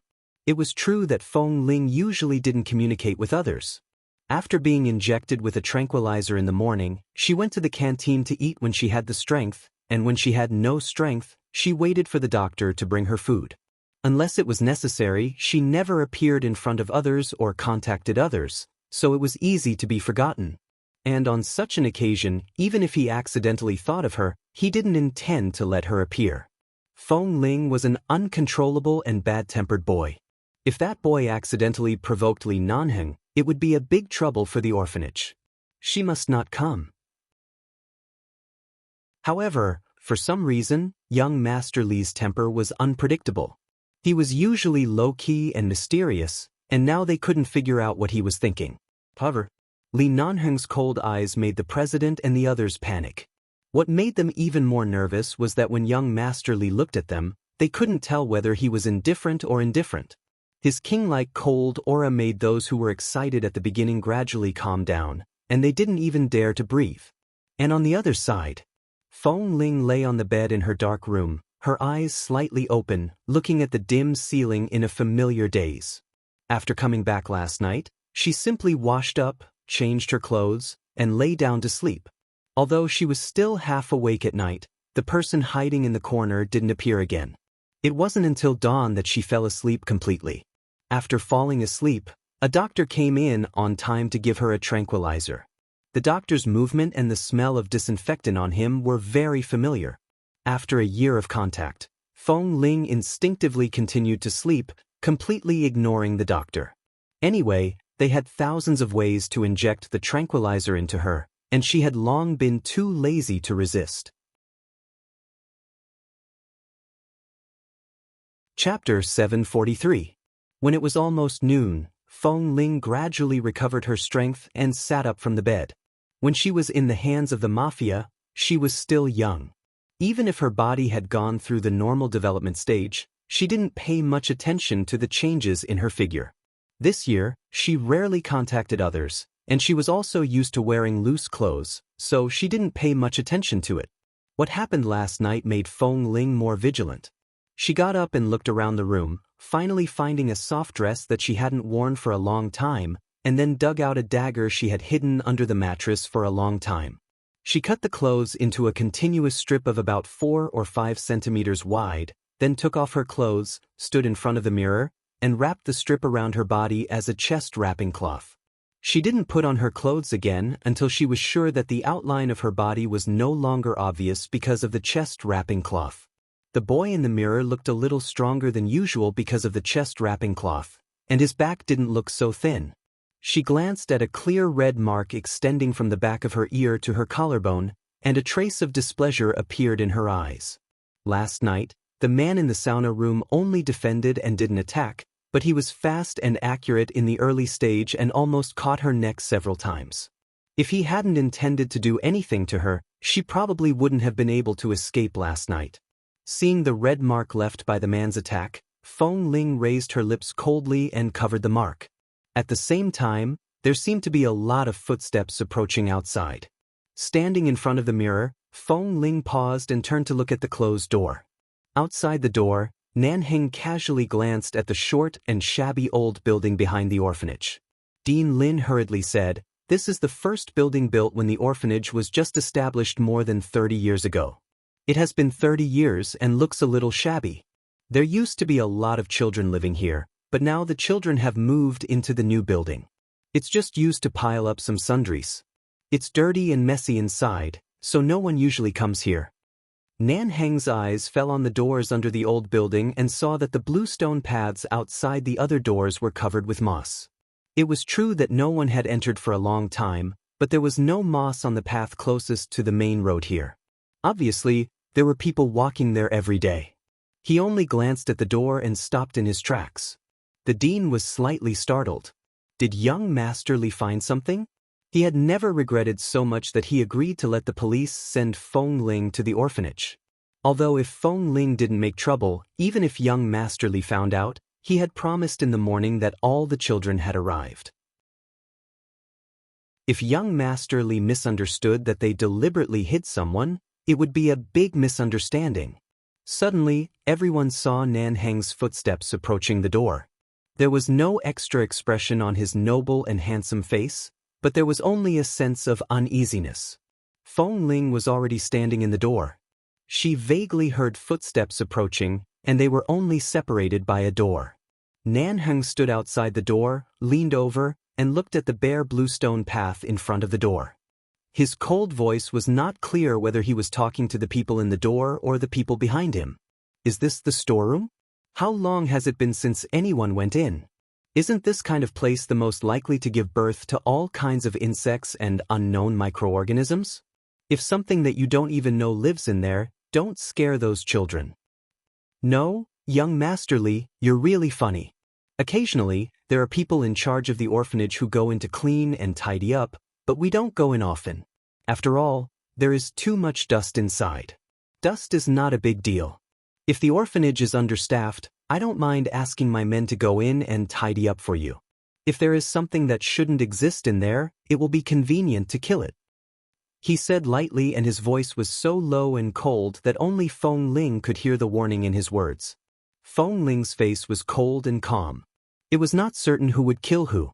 She put the dagger that she had just taken out from under the bed into her clothes with one hand and silently pressed the door with the other, ready to fight at any time. However, in this orphanage, her hostility had been greatly reduced. If the people outside the door didn't directly attack, she wouldn't rush out to make trouble. Listening to the voice of the man outside and the conversation between him and the director just now, it was not difficult to infer that the man in the sauna room last night was the legendary Li Nanheng of 11 Base. The director said a few more words outside, trying to explain how dirty and messy the sundries here were and that they might fall down and hurt people at any time. Even if there were some things, they might be mice and cockroaches. There was no need for the people of 11 Base to make such a big deal out of it, for fear that they would be killed. It was better to ask the people in the orphanage to clean it up themselves. Through the door, Nanheng couldn't hear any movement inside, but with his experience, it was not difficult for him to hear that someone was standing in the door with his breath closed. Last night, he had seen the skills of the boy with his own eyes. The most basic means of self-protection, such as holding one's breath, should be very easy for him. As if because of the director's inexplicable explanation, Nanheng suddenly smiled, but his eyes were indifferent, as if he was going to directly punch a hole in the door. "I haven't seen cockroaches and mice for many years. It's a pity that I can't see them." The director kept saying that he didn't want to dirty young Master Li's eyes, and then took the opportunity to ask others to point in another direction and invite young Master Li to visit. Feng Ling still held her breath inside the door. The person outside was silent for a moment and didn't say a word. She leaned against the door and heard the footsteps gradually fading away. Feng Ling turned around and looked out through the gap in the window next to her. When she saw the tall but seemingly dangerous back, she slowly loosened her hand that had been holding the dagger in her clothes. The man didn't look as he did last night when he was naked in the sauna room with a faint smile on his perfect upper body. The sunlight fell on his body and seemed to be plated with a layer of unreal golden light. The man's back was noble and cold. Just when Feng Ling was about to withdraw her gaze, he suddenly stopped and glanced back out of the corner of his eyes. She didn't know if he felt her gaze or something else, but he suddenly stopped and glanced back out of the corner of his eyes. Through the hidden gap in the window, Feng Ling instantly felt the man's gaze, which seemed to be full of coldness. She then looked at the group of 11 base subordinates and bodyguards in black suits behind him and instinctively felt that she had inadvertently provoked a big trouble. Thesh. Chapter 744. The leaders and the director of the orphanage all breathed a sigh of relief. Fortunately, young Master Li didn't insist on going in. Otherwise, if Feng Ling did anything disrespectful inside, everyone would suffer with him. It was a false alarm. Only one leader turned around and walked back. He abruptly pushed open the door of Feng Ling's room and saw the slender and thin boy standing in front of the window. He frowned and said unhappily, "It seems that the amount of tranquilizers should be increased in the future. I shouldn't have left such a scourge like you in the orphanage. You are unsociable, indifferent, and don't get along well with others. People like you can't even survive in a place like the orphanage. I think you can only sit here and wait to die. You might as well go back to your wolf cave and continue to be an animal." After speaking, as if he had vented out all the panic he had felt just now, the hospital leader slammed the door angrily, turned around and left. In the room, Feng Ling coldly looked out of the window at the person walking away. She raised her hand and glanced at the small red needle mark that would appear on her arm every day, and the corners of her mouth curled up coldly. Increase the amount of tranquilizers? She had endured it for a year. Did he really think she would be locked up here like a prisoner for the rest of her life? A year was enough for her body to develop natural antibodies to these tranquilizers, and she would gradually recover her strength every afternoon. As long as she wanted to leave, no one could stop her. Her hand paused slightly in her clothes, and she hid the dagger in her clothes again. At the same time, Feng Ling glanced at the sky outside the window, and the indifferent smile on her lips deepened. At night, the advanced military Hummer reflected a layer of cold light in the cold moonlight. After the screening of the orphanage, only 3 or 4 people passed the screening and could be taken back by the people of 11 base for training. The training period was 2 months. If their physical fitness was not up to standard within 2 months, they would still be returned to the orphanage and would never be selected again. Seeing the cold and smooth Hummer leave in the night, the nervous mood of the group of people in the orphanage finally relaxed. At this moment, on the other side of the orphanage, a black figure nimbly flashed past, avoiding all the security guards and surveillance cameras in the orphanage. Since the security guards outside the wall were also at the main entrance today, it was rare for them to be negligent in their defense. He directly flipped over the wall and easily cut the wires of the anti-theft net on the top of the wall. After the power was cut, there was no current in the anti-theft net, so he could climb through it with his bare hands. When the figure successfully climbed over the high wall of the orphanage and quietly walked out in the darkness, everyone thought that the Hummer Li Nanheng was and had sped away, but the Hummer following him stopped a moment ago. "Boss, we found him. He's over there." The driver caught a glimpse of a figure jumping out from the wall of the orphanage. Li Nanheng opened his thin lips slightly and said indifferently, "Keep an eye on him. It seems like he's just trying to escape. He's currently heading towards the main road. The anti-theft net on the walls of the orphanage has a strong electric current. Ordinary people can't get through it at all. This kid doesn't look old, but he's pretty good. He managed to get out safely without being discovered by the people inside." Nanheng didn't stop. He glanced at the direction where the boy escaped and signaled the driver to follow him with his eyes. The black Hummer had been lurking in the night for a long time. In an instant, it caught up with him, followed by the cars of several bodyguards. The people in the orphanage didn't know what had happened. 10 minutes later, there was a sudden exclamation from the security room of the orphanage. "What happened?" "The anti-theft net has been destroyed." In the distance, Feng Ling walked on foot.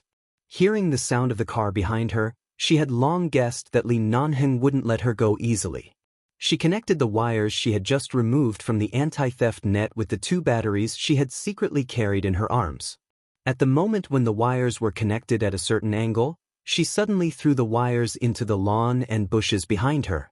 In an instant, the wires fell among the flammable bushes. Sparks flew and there was the sound of electric current. Then there was a sudden burst of flames and crackling noises, causing the black Hummer to stop abruptly before it was about to run over the bushes. Feng Ling took the opportunity to leave through a small road that no cars could pass through. She fled in the opposite direction of the other party's guests. Nanheng got out of the car, and his slender figure walked to the side of the bushes that were instantly ignited. He stood with one hand in his trouser pocket, wearing a black suit jacket that he didn't put on.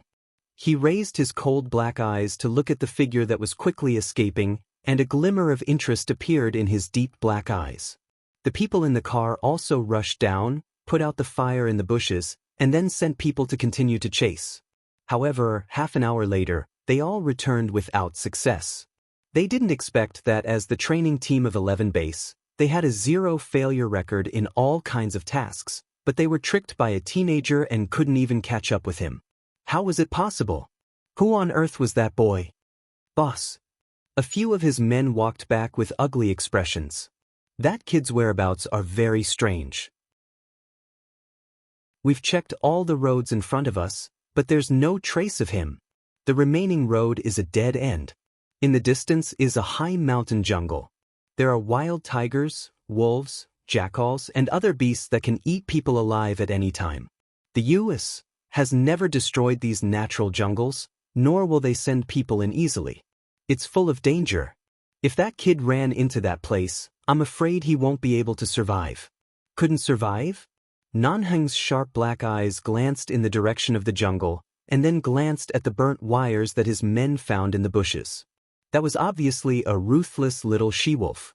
Any wire or battery could give her a chance to escape. Since she dared to break into the jungle, she must have the ability to survive. At this moment of escape, would you think of taking off the wires of the anti-theft net to protect yourself? As Nanheng said, his black military boots fiercely crushed the charred battery fluid on the ground. He looked down at the wires thrown on the ground, the bushes and the jungle in the distance, and his face was cold like the god of darkness. This kind of person at such a young age has such a sharp and decisive mind and skills. We can't let him go easily. If I can find him, he will either be used by me or killed by me. The men on the side looked solemn. For a moment, they couldn't resist the cold gaze in their boss's eyes. It seemed that the boss was already very dissatisfied that they failed to catch that boy. Chapter 745. Of course, wolves, tigers, and leopards in the jungle were no problem for Feng Ling. She grew up drinking wolf's milk, and the skills she learned to survive in the jungle caves before she was 5 years old were not for nothing. She could survive in front of a pack of wolves, and in the face of the great dangers in the jungle and the fighting between beasts, she had a perfect way to protect herself. Perhaps because she had drunk wolf's milk, she had a dangerous smell that only some animals could smell, so no one dared to approach her. It only took her 1/3 of the time of ordinary people to successfully escape from the other side of the jungle, and in case of being blocked outside, she simply swam away through the river in another direction. She finally got ashore, and her clothes were soaked. She could only pile firewood by the river and bake herself for a while. These survival methods in the jungle were so simple that she could find some food and daily necessities by herself in a few minutes. She didn't have any consciousness of being alone in the dark and dangerous, let alone the slightest fear. But she probably couldn't sleep tonight. After all, the group of people who took her in had been arrested, and she had lived in the orphanage for a year. Now the outside world was still strange to her, and she still didn't know how to live like a normal person. Li Nanheng also couldn't fall asleep. The man sat in the tall black Hummer, the window rolled down, and outside was the starlight above the jungle that was more brilliant than in the city. Several men outside the car were still looking for the trace of the boy, and they even waited at the exit of the jungle where she should have chosen all night, but she didn't come out. The time of the people of 11 Base had always been precious. This time, they went to the orphanage designated by the Li family for business, but at this moment, They spent a lot of time here waiting for a teenage boy. Only Li Nanheng himself knew how precious the time they wasted was. His men walked to the side of the car and saw that boss was going to continue to wait and had no intention of leaving. Without young Master Li's permission, no one dared to stop looking for him.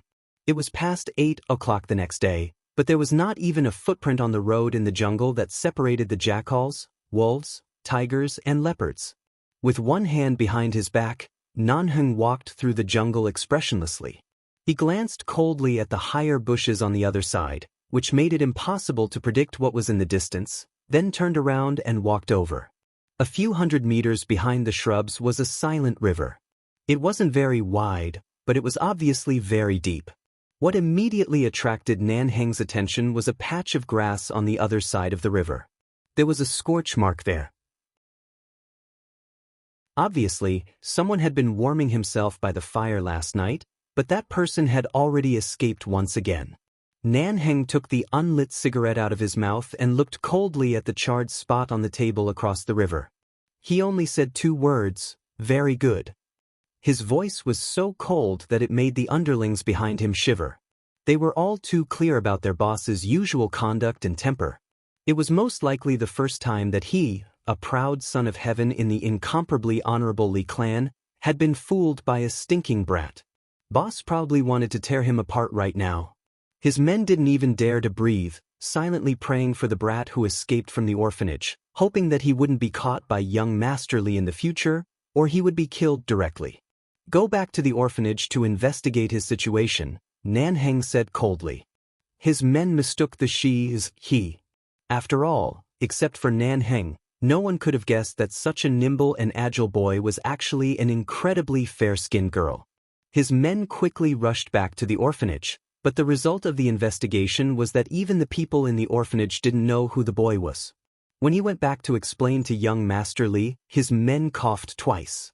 The entire orphanage didn't know the specific situation of the boy. They only knew that he was a child rescued from the gangsters who were killed a year ago. He was used by the gangsters since he was a child and struggled to survive until he was a teenager.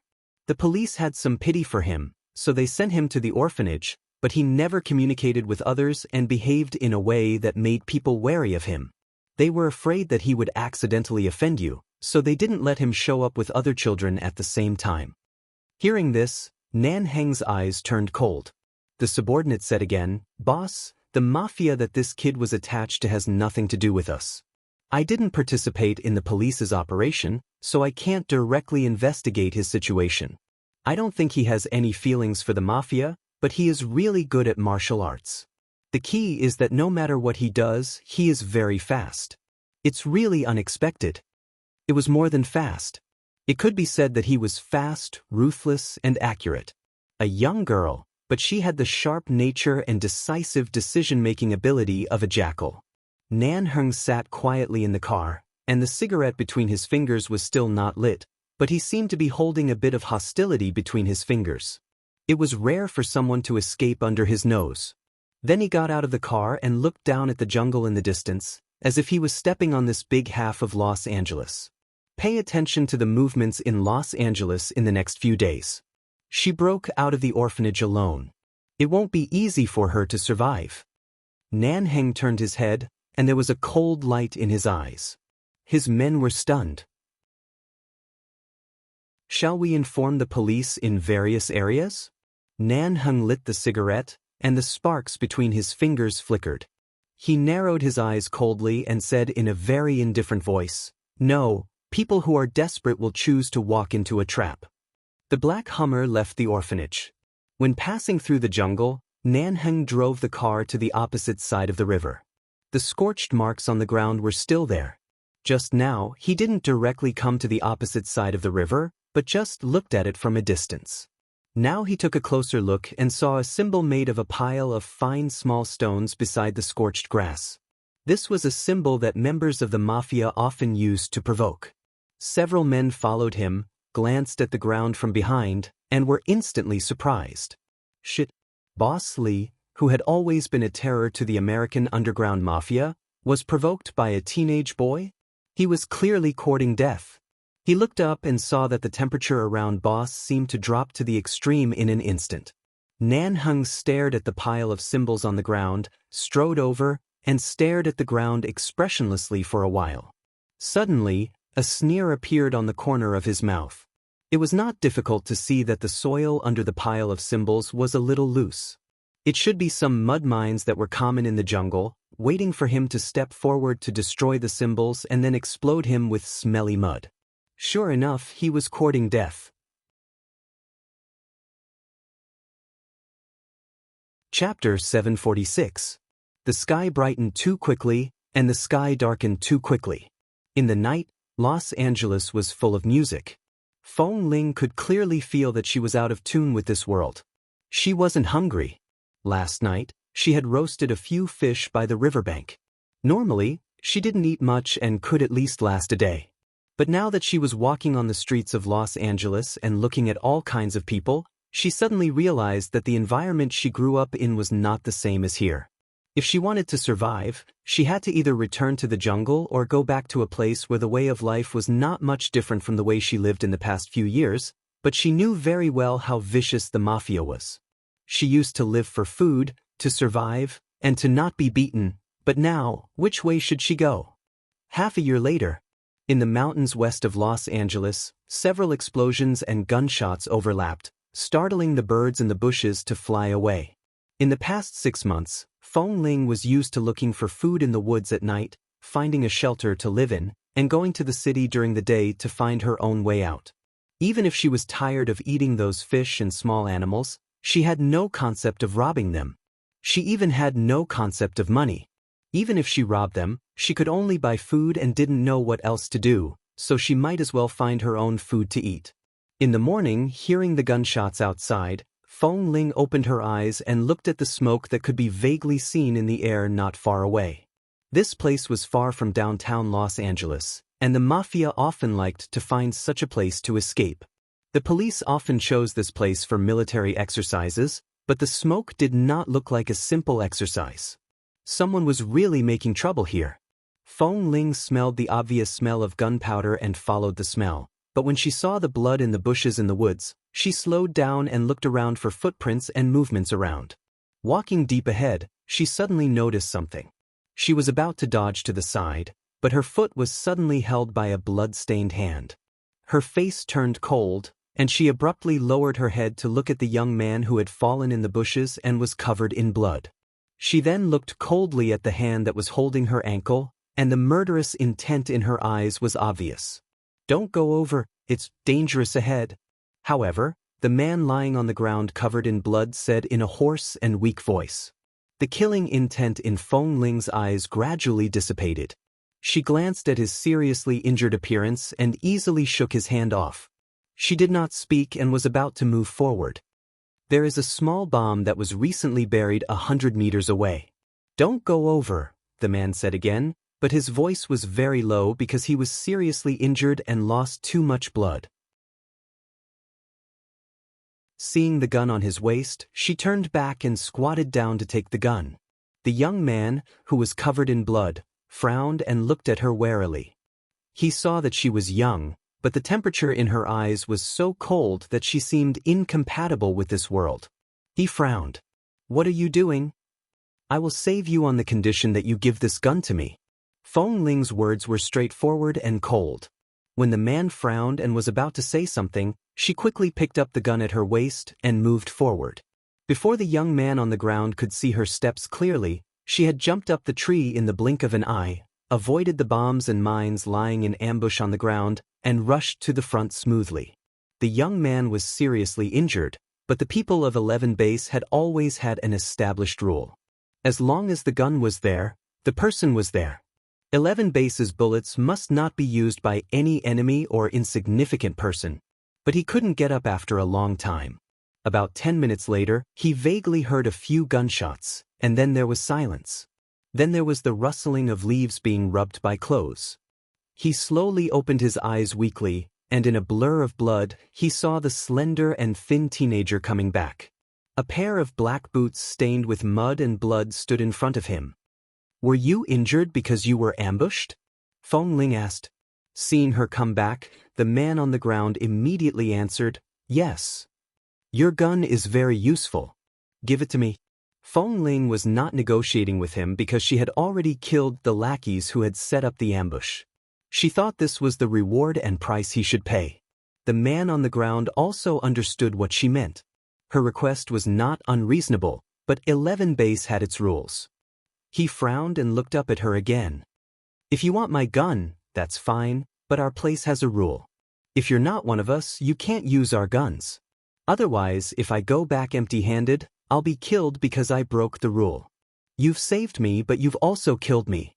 Feng Ling didn't quite understand his words, but she looked at the blood on his body and asked, "Can you still walk?" The man on the ground nodded. "I'm fine. I won't die. I just lost too much blood.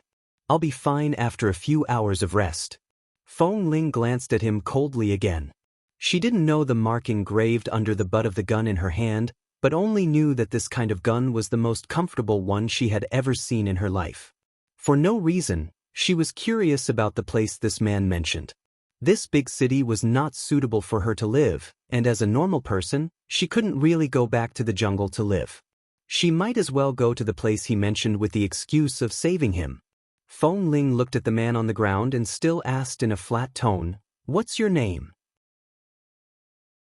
"My name is Kay."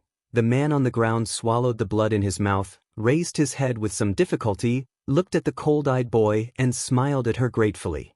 "What about you? What's your name?" Feng Ling. When she was brought into 11 base by Kay, Feng Ling felt that this place seemed to be a hidden military training base, but Kay took her into the base from the back road and the side, so she didn't see the sign of 11 base at the front door. After she was officially taken in, she heard the conversation between Kay and the others and realized that this damn place turned out to be 11 base under Li Nanheng's charge. She almost regretted it. She planned to leave directly, but Kay invited her to stay with a sincere look, saying that he would introduce her to their boss Li and kept praising her skills with the other bodyguards and brothers in front of the door. Many people were looking at her curiously. It was not difficult to see that these people were good at martial arts. She could escape with the moves she learned from childhood, but in front of so many people, she had no chance of winning. And in a place like 11 base, if she suddenly ran away for no reason, she might not be able to escape at all. "Hey, our boss is back." At this time, Kay suddenly patted her on the arm. Feng Ling turned her head and looked in the direction Kay pointed, only to see that the tall black Hummers she had successfully avoided half a year ago were driving in this direction.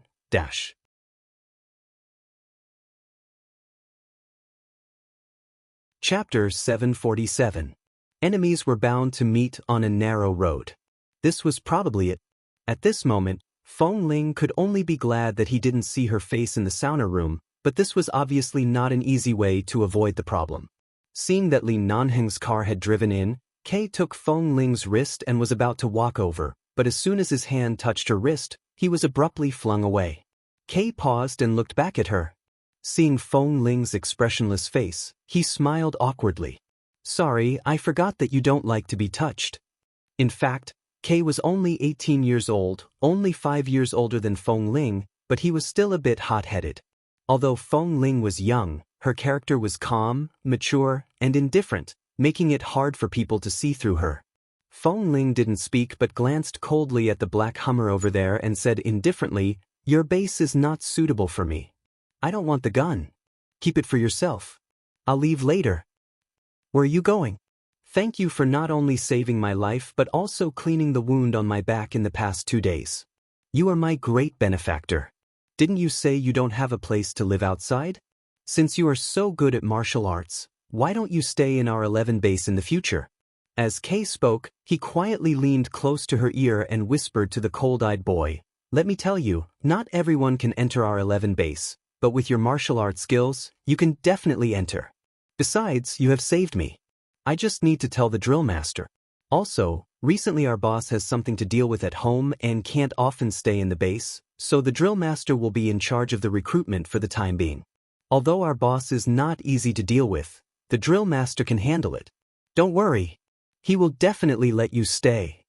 Feng Ling. She didn't want to stay.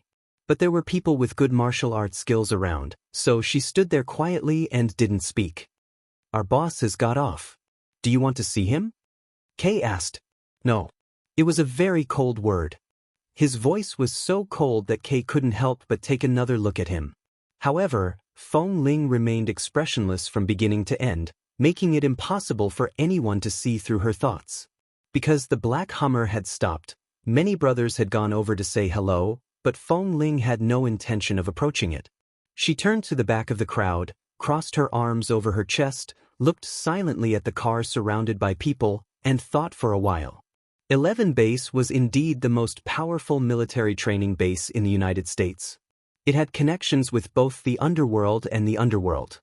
No one dared to provoke it, and the drill masters and trainers here were said to be top-notch. This kind of place was obviously suitable for her. That was if they were willing to accept her. If Li Nanhing didn't notice that she was the one in the orphanage, she could stay. Besides, there were so many people in 11 Base. There were hundreds of people in the base, and there were also many people who had finished their military service and were working in various police stations in the United States. It seemed impossible for a high and mighty person like him to notice a small character like her. He chased her outside the orphanage because she accidentally saw him taking a bath. Not only that, but also that kind of naked. And because he found out that she was a woman. He probably couldn't bear it. The subsequent chase was probably because of his unwillingness and her provocation. There was no deep hatred or entanglement, so he didn't seem to have any need to pay attention to her. In the end, Feng Ling saw Kay standing in place and didn't go over, so she glanced at him. Isn't that your boss? Why don't you go over? In fact, our boss is very cold and bad-tempered, but he has outstanding military exploits, and no one in the whole base can beat him. Many brothers are particularly enthusiastic to him because of their admiration for him, but boss basically doesn't talk to them. Kay coughed and smiled awkwardly.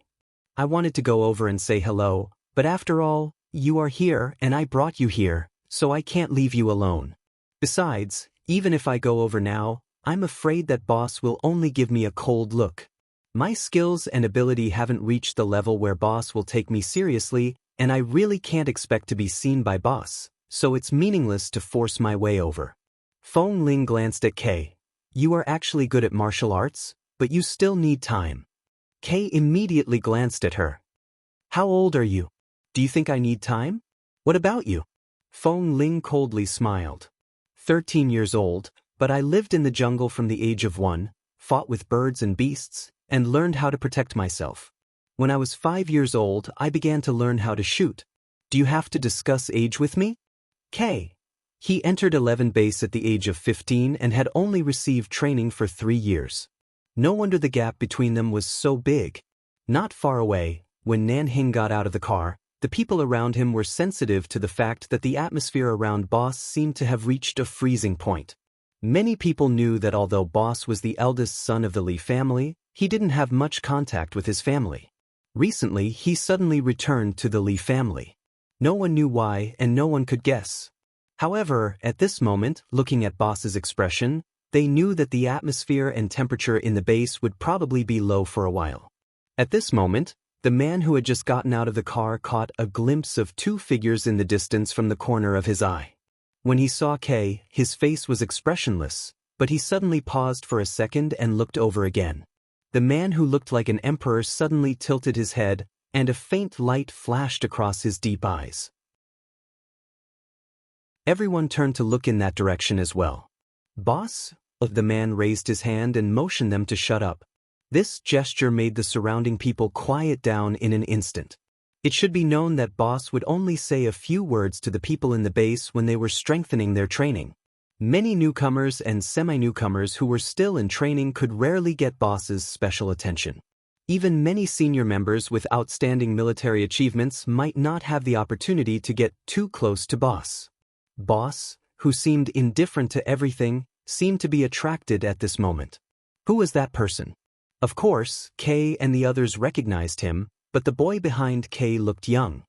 His short black hair was soft and just reached the length of the back of his ears. Even when Li Nanheng's cold eyes met him, He was still lazy and indifferent without any superfluous reaction. This boy's figure looked very familiar from a distance. You're tuning in to the Dreamy Chapters YouTube channel. We're so grateful for your support, and don't forget to subscribe to join us on this incredible journey through captivating stories. Your generosity through donations truly makes a world of difference, as it's the primary source of revenue that allows me to expand and enhance this channel for you. Thank you from the bottom of my heart for being a part of this adventure.